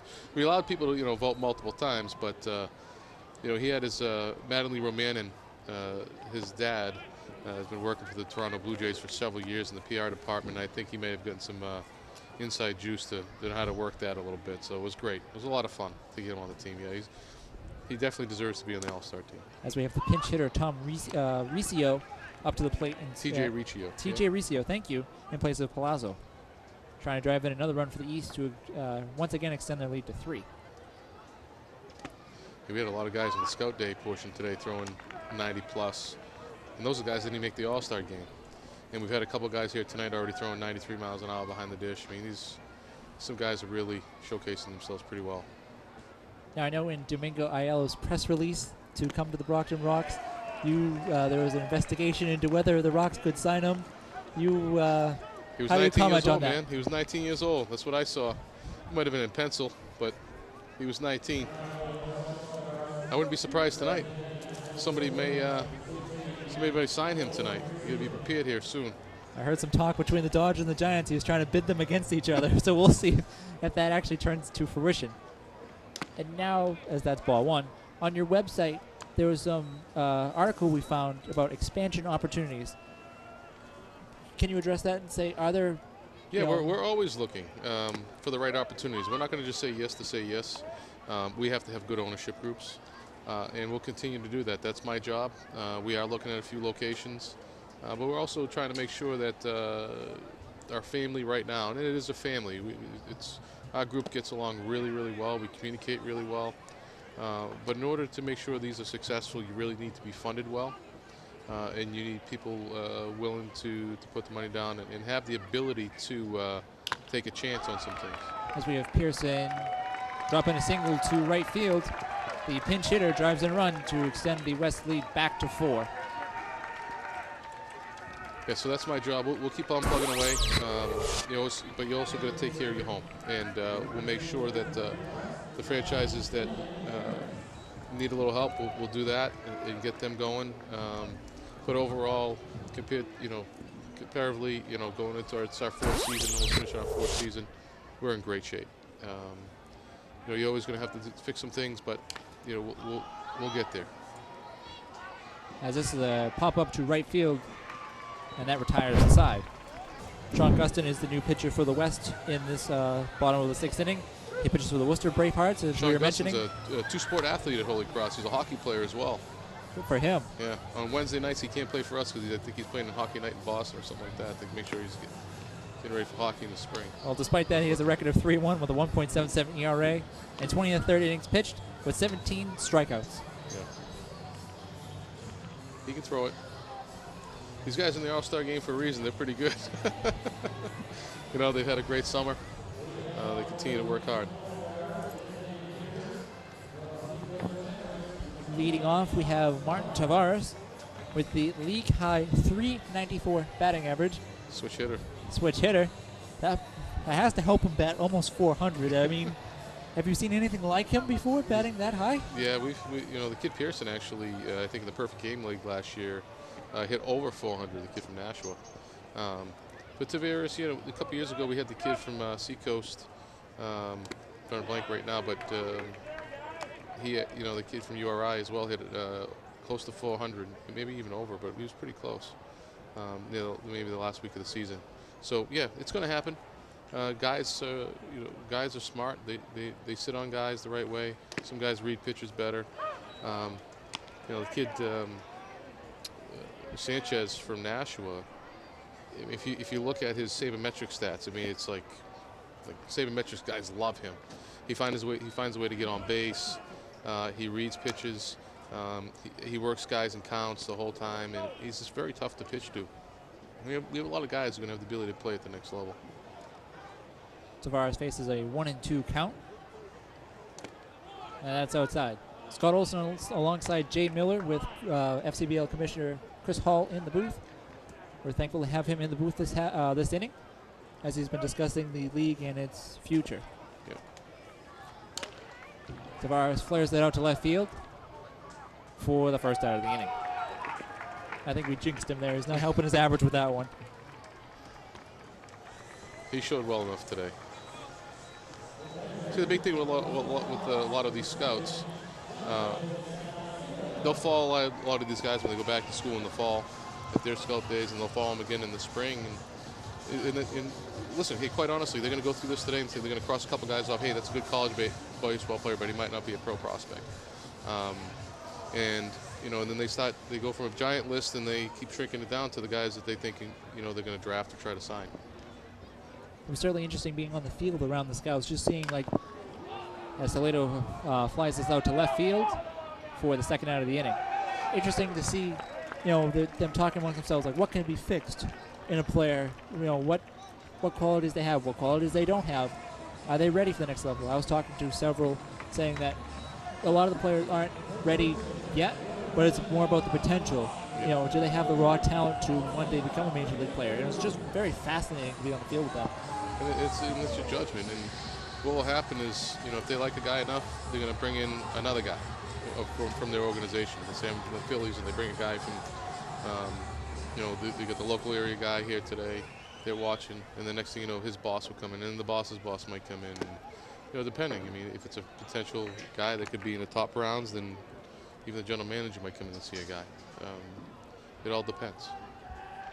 We have pinch hitter here Rocks first baseman De La Cruz is pinch hitting for the East as he takes one of the hardest strike working kids in this league. Oppo just, he just continually works hard. He's just a quality citizen, great teammate, great kid. He plays for a great coach over at Wheaton. Eric Podbelski was actually my college coach. He was assistant coach at Brandeis when I was there. He had just finished playing, and he was with me for several years at Brandeis, and then he went over and took over the Wheaton job. He's done an absolute tremendous job. In Wheaton Division III program, he's got a guy in the big leagues. He gets guys that, he had a guy today throwing 93, 94 miles an hour in the bullpen. He gets guys that Division I prospects to come to Wheaton. He's done such a great job over there. Well, it shows with De La Cruz batting .281 with 19 RBI and 1 home run this season for the Rocks. He's certainly a fan favorite as he draws a walk in his first plate appearance of the All-Star game. He was also the fan vote for the East. Yeah, I spoke to the Rocks one morning. I say, guys, did you guys forget that we're doing the fan voting today? About 2 hours later, there's about 4,000 votes for now. I think they didn't take batting practice that day, and they kept everybody in and to get on your phone and start chugging. Keep voting.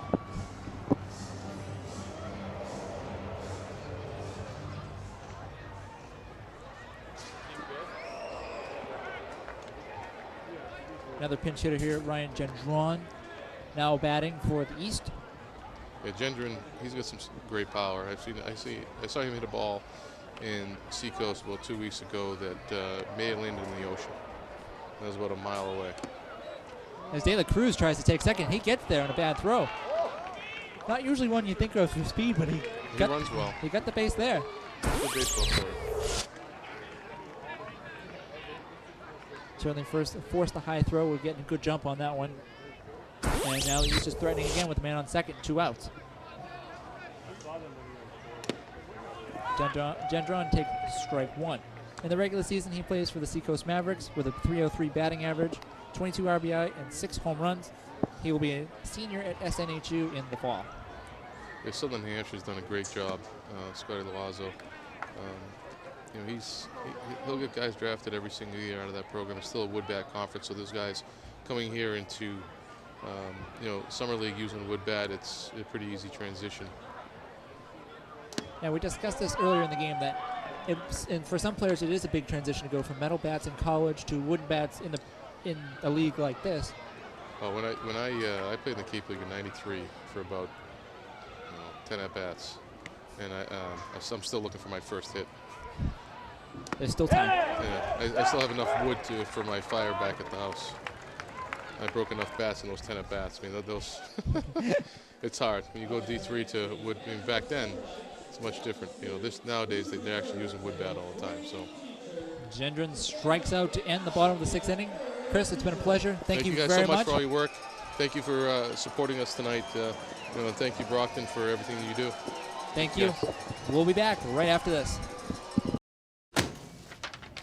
Hey, Hard, what's this? That's my resignation letter. You're resigning? Why? Because you're constantly ignoring me. You're half as active as you used to be, and you get stuff like this. You've been putting me under a lot of pressure lately. That's why I'm ready to quit. I forgot. I'll do better. Please, don't quit on me. Okay, but remember, it's not what you say, it's what you do. Listen to your heart. Don't let it quit on you. Let's go for a walk. Uncontrolled high blood pressure could lead to a stroke, heart attack, or death. Get yours to a healthy range before it's too late.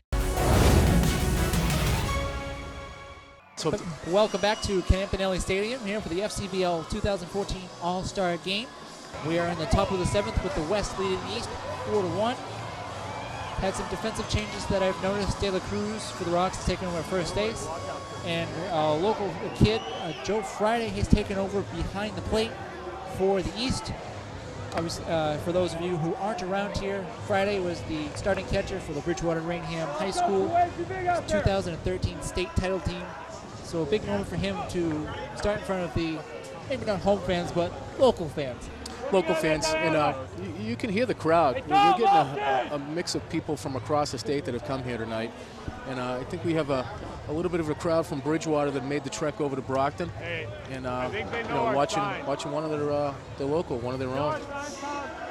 And Bridgewater had a great season last year. You had the opportunity to cover some of the Absolutely. games. They made it to the playoffs. They did not win this year, though. The softball team did. So they certainly have a great program over there. as Friday it looks like he's getting some pictures over here. Great moment for him. And it looks like we have a pinch hitter for the West. It looks like Domingo Ayala, who was supposed to be on the East roster, is going to take some hacks here for the West. I can only tell because he's got his chain around his neck. And the shades on. Of course. You can't go without the shades, Scott.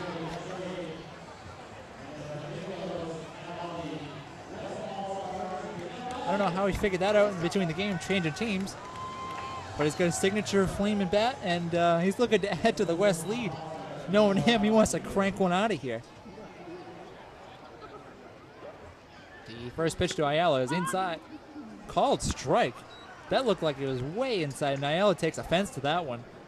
I have to agree with him on that one.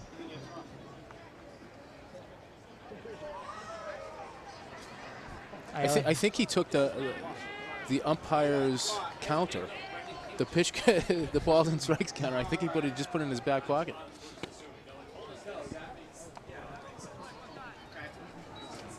At this point, it's Domingo, and he can do it, so I'm not going to question it. I just want to see him hit and see if he has some talent. Inside, I think the pitcher's taking offense to him being here. He's had 2 inside already. I will be surprised if he makes contact. How can he see with those sunglasses on? The future is bright for Domingo. So he is the best baseball. Self-reportedly, the best baseball player in the Dominican. According to him, he's the best player of all time. He certainly showed some talent in the scouts today. Yes, with the behind-the-back throw from third base was most impressive.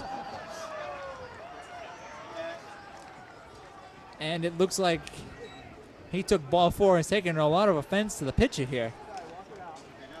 And he goes down to first base with a leadoff walk. Yeah, I think the pitcher was afraid to pitch to him. He didn't want to touch Domingo. All joking aside, I don't think the pitcher's not. I think the pitcher's none too happy that he tossed the bat before the pitch crossed the plate. Well, it was like Ortiz the other day, just started walking down to first base before the pitch was thrown. So, I mean, Ortiz has been pretty successful. Maybe, just maybe, there's something in there for Domingo. And the pitcher's really not happy with Domingo as he immediately snapped a pickoff throw over there. Domingo was standing on first base. And he's out to a huge lead. My goodness, that has to be an 8-step lead. And he's off to second. He's pretty much there. And Friday's not going to have a throw. He's advancing to third base. And the second baseman dropped the ball, and he makes it easily. I'm not sure what's going on here, but Domingo just stole 2 bases. I have a feeling he might take home on this next one. We have a timeout on the field.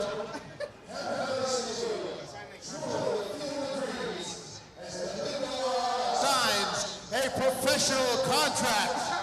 Let's hear it for Domingo Ayala. Apparently with that performance, Domingo Ayala signed a professional contract. Thank you, Domingo. Thank you. And he ceremoniously dumps the helmet onto the field. And that retires Domingo. Domingo, we hardly knew ye. And we have a new pitcher coming in. Control the running game. I have a feeling that pitcher was kind of in on this, as I couldn't find his number on the roster. So we'll have the actual beginning of the inning as we try to figure out what just happened. I think Domingo just stole 3 bases. I don't even know how that's possible without scoring a run. I think the inning is starting over. It's the classic case of here we go again.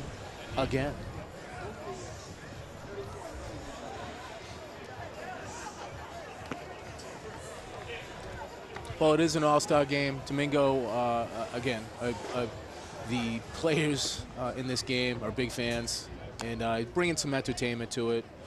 And again, that's what the FCBL is all about. It's about having fun, and they're doing a heck of a job. As Chris said earlier, there's a lot of talent that they're gonna bear some fruit from this, because one day we're gonna have some Major League Baseball players that came from the FCBL. Manning Romanen is Bill Mayer is the new pitcher, with Romanen expected to lead off the inning. Yeah, Mattingly, just taking a leap, but perhaps named after former baseball great Don Mattingly? I haven't talked to him personally, so I can't speak to that. I'm surprised, Scott. You were scouring that field today. It seemed like you talked to everybody. I did my best. I talked to a few people. I didn't get to know him that personally. I gotta keep a journalistic approach. I can't get to know him that well because I gotta be fair and honest. But it's certainly a nice connection. We'll leave it at that. As Bill Mayer comes in for the East. He's a pitcher for the Rocks with a 2-1 record. As he kind of just spiked that into the ground as Friday quickly runs out to the mound to see if he's okay. Grabbed his hamstring, but appears to be okay. It's not what you'd like to see for the pitcher with a 2-1 record, 1.72 ERA, and 31 1/3 innings pitched. Not exactly the best strikeout to walk ratio with 16 Ks, but allowing 10 walks.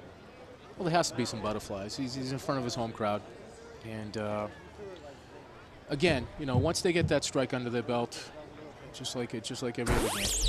He certainly seemed to twinge something there after looking at that replay, but he came back and threw strike one, so hopefully he's okay.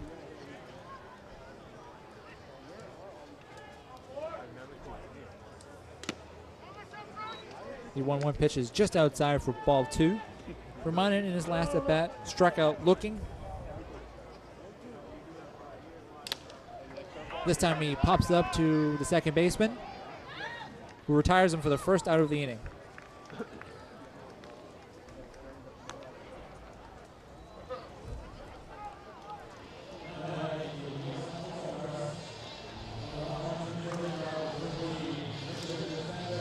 Pectow now up for the West All-Stars. In his last bat, he singled, but was stranded at first base after the next two batters struck out.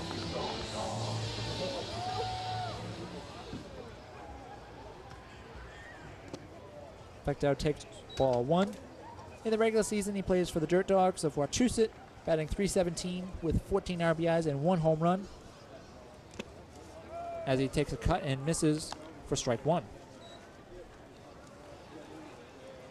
We were talking earlier about nicknames for these teams. There's some cool nicknames. Absolutely. As Pectow flares that down the left field line, but out of play. We have the Dirt Dogs. We have the Suns, which we explained earlier. I think it was during the Home Run Derby that we explained that. The Titans, the Bravehearts, the Silver Knights, and that's just in the West. So, I mean, pretty clever names. It's minor league baseball. Have to get creative. Indeed. Yeah, we've seen some mascots. Not sure. Jake. Jake was the one that seems to be floating around. I'm not sure KO's too happy about that, but it is the All-Star game. It is the All-Star game. He's got to back off a little bit. He is everywhere, but he's got to back. He's got to let the other mascots take some time. Well, you don't want to cross KO. The kangaroo kick. Forget about it.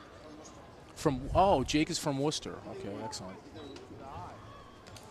Our scoreboard operator, Alan, has been invaluable today. He's in the booth with us tonight, and he's doing a great job. The 2-2 pitch to Pectow is chopped foul, and the count remains at 2-2. Yeah, Chris touched on it earlier about the organization, the Rocks organization. From top to bottom, from Chris English and Todd Marlin all the way down to the interns. A number of interns work for the organization and do a fantastic job.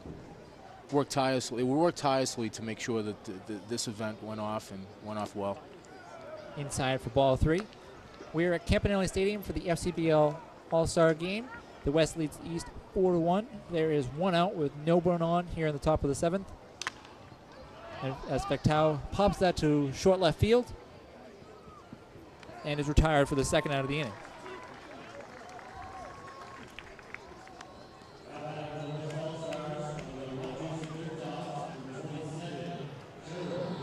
Joe Breen now up to bat. Last inning he struck out looking. Though during the regular season, he has a team-high batting average of .366 for the Dirt Dogs and is tied for second on his team with 8 home runs. Those are some great numbers. We've seen that up and down the rosters, though. These numbers are just eye-popping.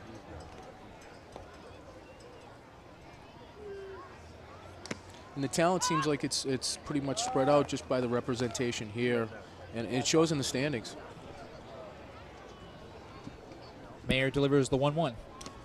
Outside for ball 2.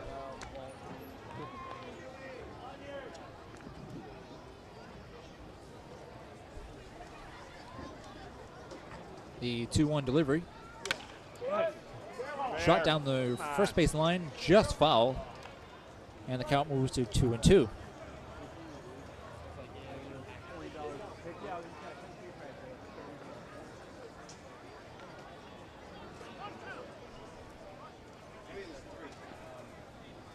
The 2-2 delivery from Mayer is swung on and missed for strike 3.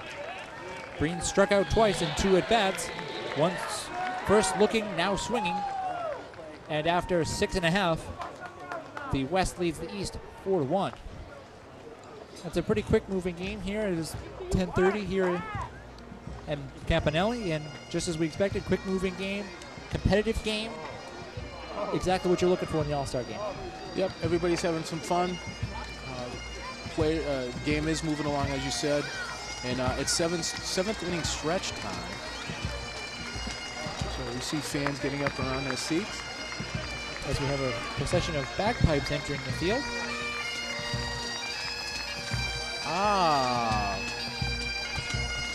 Brockton Firefighters Pipes and Drums. And Scott, at Brockton Community Access, we cover a number of events, and the Pipes and Drums team is amazing. They're everywhere. There's an upcoming event called Summerfest at Brockton High School, and it's a real family fun day where there are many activities going on, and the Pipes and Drums is always there to kick things off.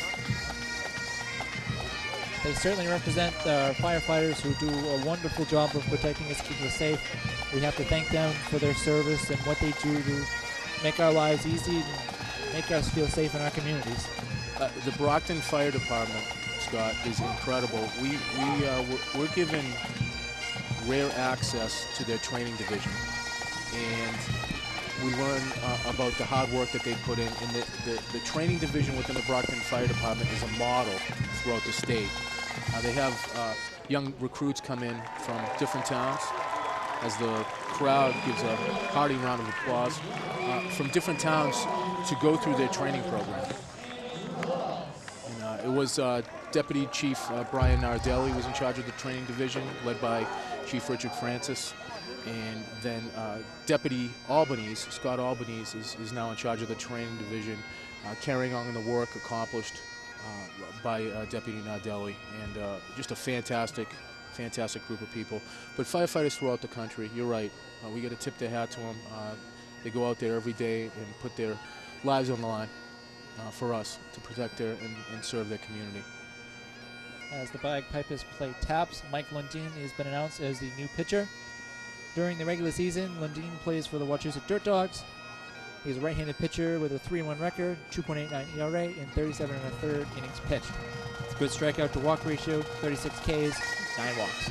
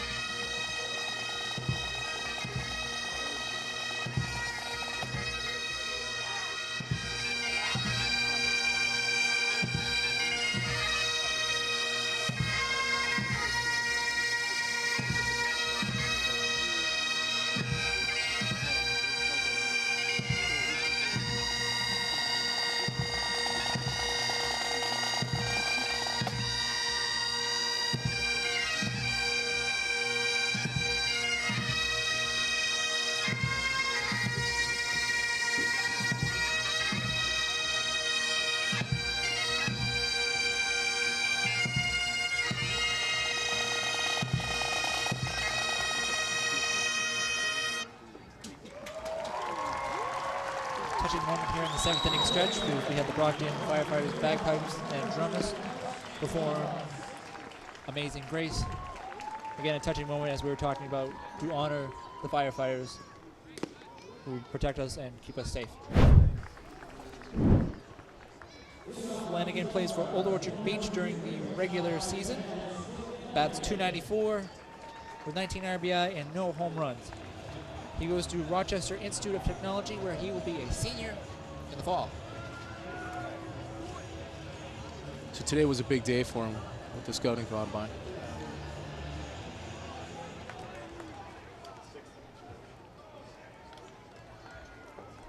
As we get back to baseball here, and the first pitch of the bottom of the 7th inning results with strike 1.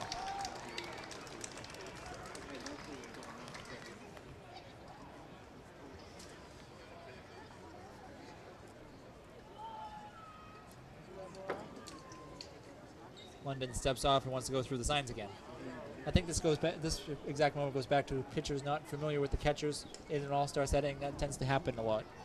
Well, it's a testament to the athletic ability that they can get past that. Yeah. As Flanagan grounds to short, it'll be a tough play, and he gets him. Umpire ruled the ball was dropped on the transfer, and that'll be the first out of the bottom of the 7th inning. Ah, the transfer rule. Yes, yes. Flanagan got down there pretty good. He can move. Pearson made a nice play over at shortstop to get that ball in time. It was going to be close, but he got him just in time.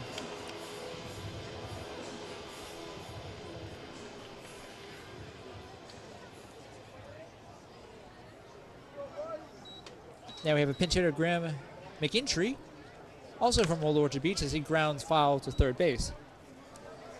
McGinty also plays for Old Orchard Beach during the regular season. He's an outfielder batting .265 with a team-high 23 RBIs and a team-high 6 home runs. He's a junior at Mayors.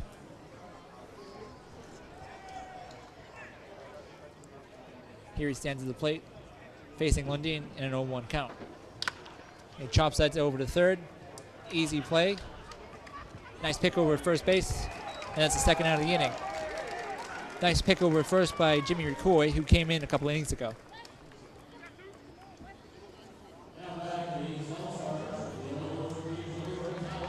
McCoy was impressive during the scouting portion of today.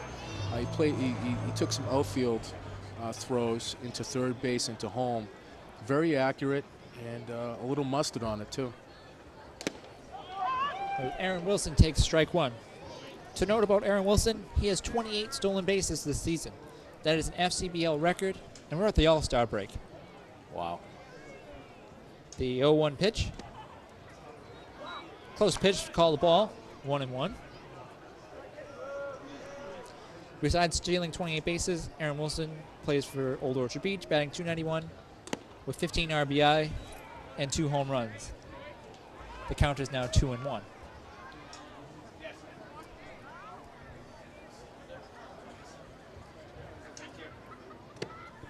Swing and a miss, strike 2.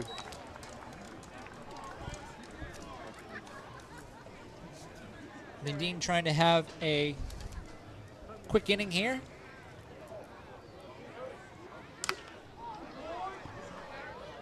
But he fouls it off to stay alive.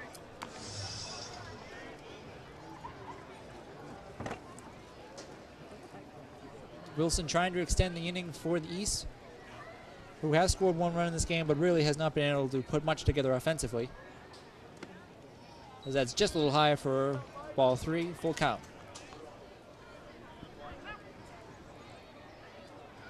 The 3-2 pitch. Inside for ball 4, and if you're London, that's not what you wanted to do there. You don't want to give the East any sort of life. This should be interesting. We'll see if he has to, take a pitch or two to one of the pitcher's moves. But be surprised if he doesn't run here. Master Birdie, introduced as the pinch hitter from the Seacoast Mavericks, batting .349, 12 RBI, and 2 home runs. He will be also a senior at SNHU in the fall. Bottom of the 7th inning here at Campanelli Stadium. 2-man out, 0-1 count to Master Birdie. And he chops that over to third base. Quick and easy play, and he got him. Looked like he might have come off the bag over there. And that's what certainly first base coach is arguing.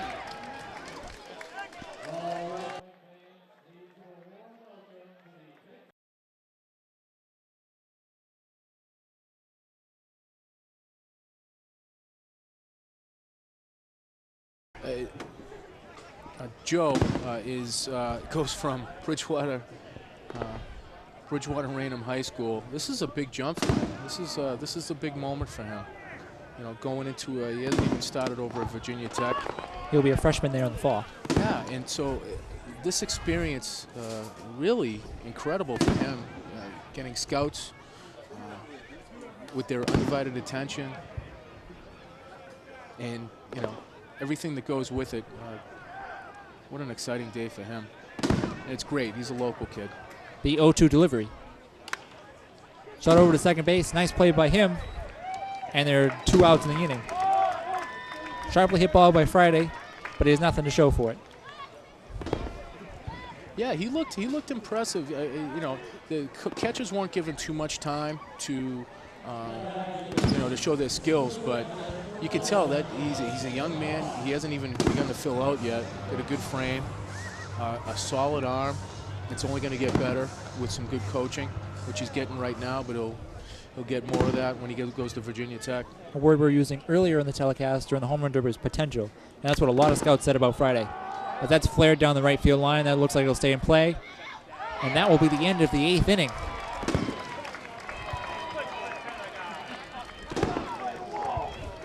After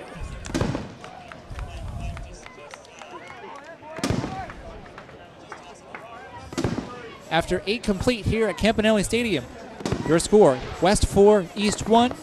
We're going to toss it over to the fireworks show, the post-game fireworks show going off due to city ordinances. We'll be right back. Yeah.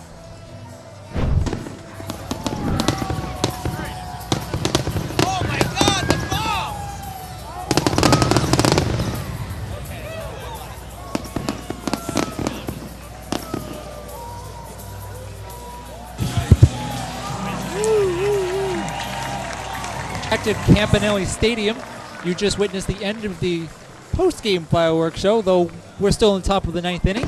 As we've mentioned a couple times before, Brockton has city ordinances because it's a well-populated area, and for the benefit of everybody, they just decided to shoot the fireworks off now. Fans got their money's worth tonight, Scott.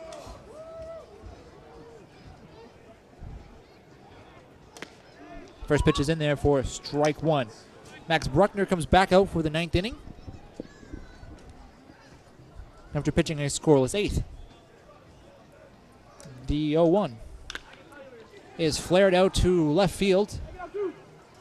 Easy play out there, and there's 1 out in the 9th inning.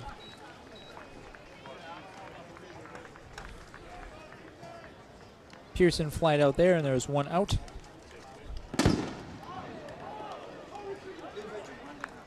And it looks like he is 1 for 4 in tonight's game.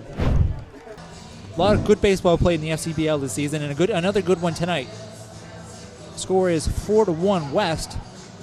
East has had a bunch of chances earlier in the games, had men on in scoring position, but couldn't capitalize. They'll have one more chance, but they got to stop the West in the 9th inning. Yeah, they're looking to close the door on this half inning. No more runs, and then hope for a last inning minor miracle. And it's been a long day. Chris Hall mentioned it earlier. It's been a long day for these players. Transported in. You have a few players that are local from that play for the Rocks, but you're talking about some of these players coming in very late or very early, and they've been going at it all day. Riccio steps up for the West. Nice swing and a miss. Strike 1. And again, what the FCBL is doing here is they're giving them an opportunity to learn that, baseball, as we know, even though we don't play at this level, we understand that it's a grind, and they're actually experiencing it So again, it's more development, more baseball development for them, another learning opportunity.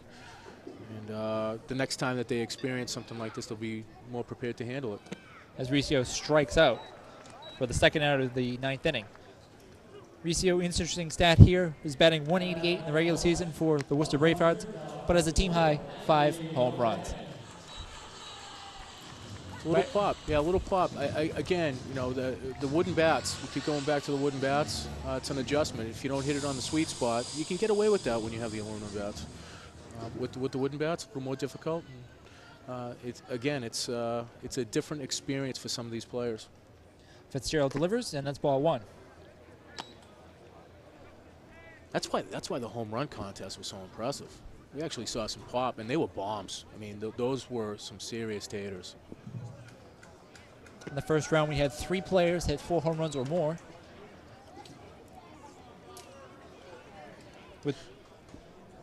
With the Young winning in the final round with I think it was a couple home runs in the final round. And that's popped back out of play. And it was the first time that they did it. The first time that in an all-star game that they did the home run derby. Now this will be a staple. Absolutely. I think it was a good time for all the fans and for us commentating on it. I had a lot of fun.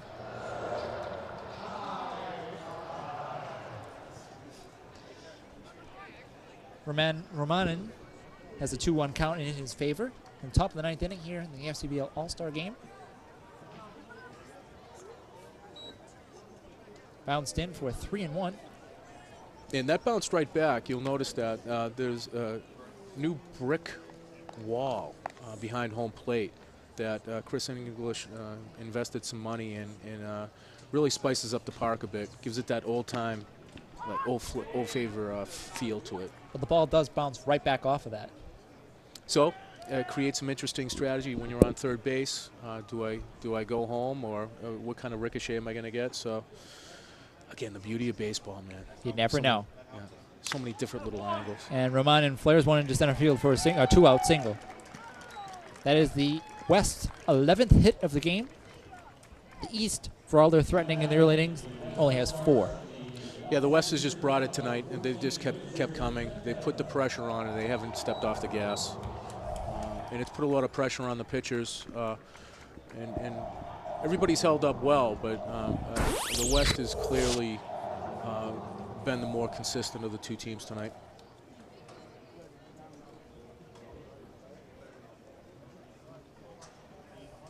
The first pitch of the at-bat is high for ball 1. Fectow at the plate for the West. Pop to the left fielder in his last at-bat. And flares that down the left field line, way foul.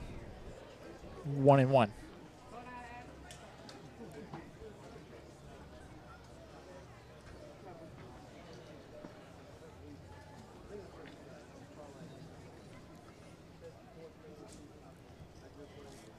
Fitzgerald delivers the 1-1. And swung on a miss, strike 2.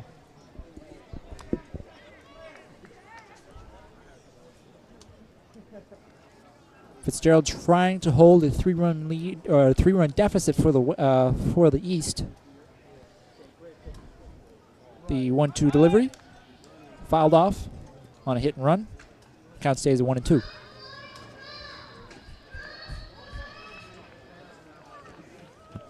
Certainly our sound guy is getting into the act with the hit and run. With the run, Forrest. Yes, I think delirium is set in, but entertaining nonetheless. And we still have a decent crowd. People have hung in there. The 1-2 delivery. Swung on a foul tip. Strike 3. That will end the top of the 9th. Just everything is happening in between the innings. A lot of fun. And that goes every stadium across the league. They keep the fans entertained and engaged. And that's the beauty of amateur baseball. The new pitcher for the West is Travis Landry, who nicely stabs that ground ball and records the first out of the inning on Skip Flanagan. Landry in the regular season pitches for the Nashua Silver Knights. He's a right-handed pitcher with a 2-0 record and 7 saves. I believe that leads the league, and his ERA of 0.00 leads his team. 22 innings pitched, 12 strikeouts, 1 walk. Impressive, 0.00. The old Blutowski from Animal House. Graham, I'm getting more obscure as the game goes on. just a little bit. Graham McIntyre flies out to left, and there are 2 outs left. 2 outs in the 9th inning. 1 more out to go. Rally caps aren't working so far tonight. The West has been impressive tonight. They've just gotten the job done. The pitchers are bared down when they needed to. They've gotten the key hits when they needed them. And overall, a fine performance. Aaron Wilson looks at the first pitch called strike.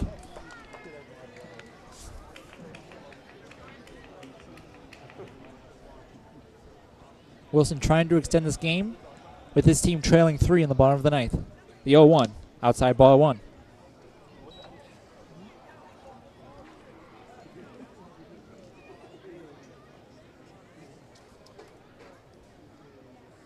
Landry delivers.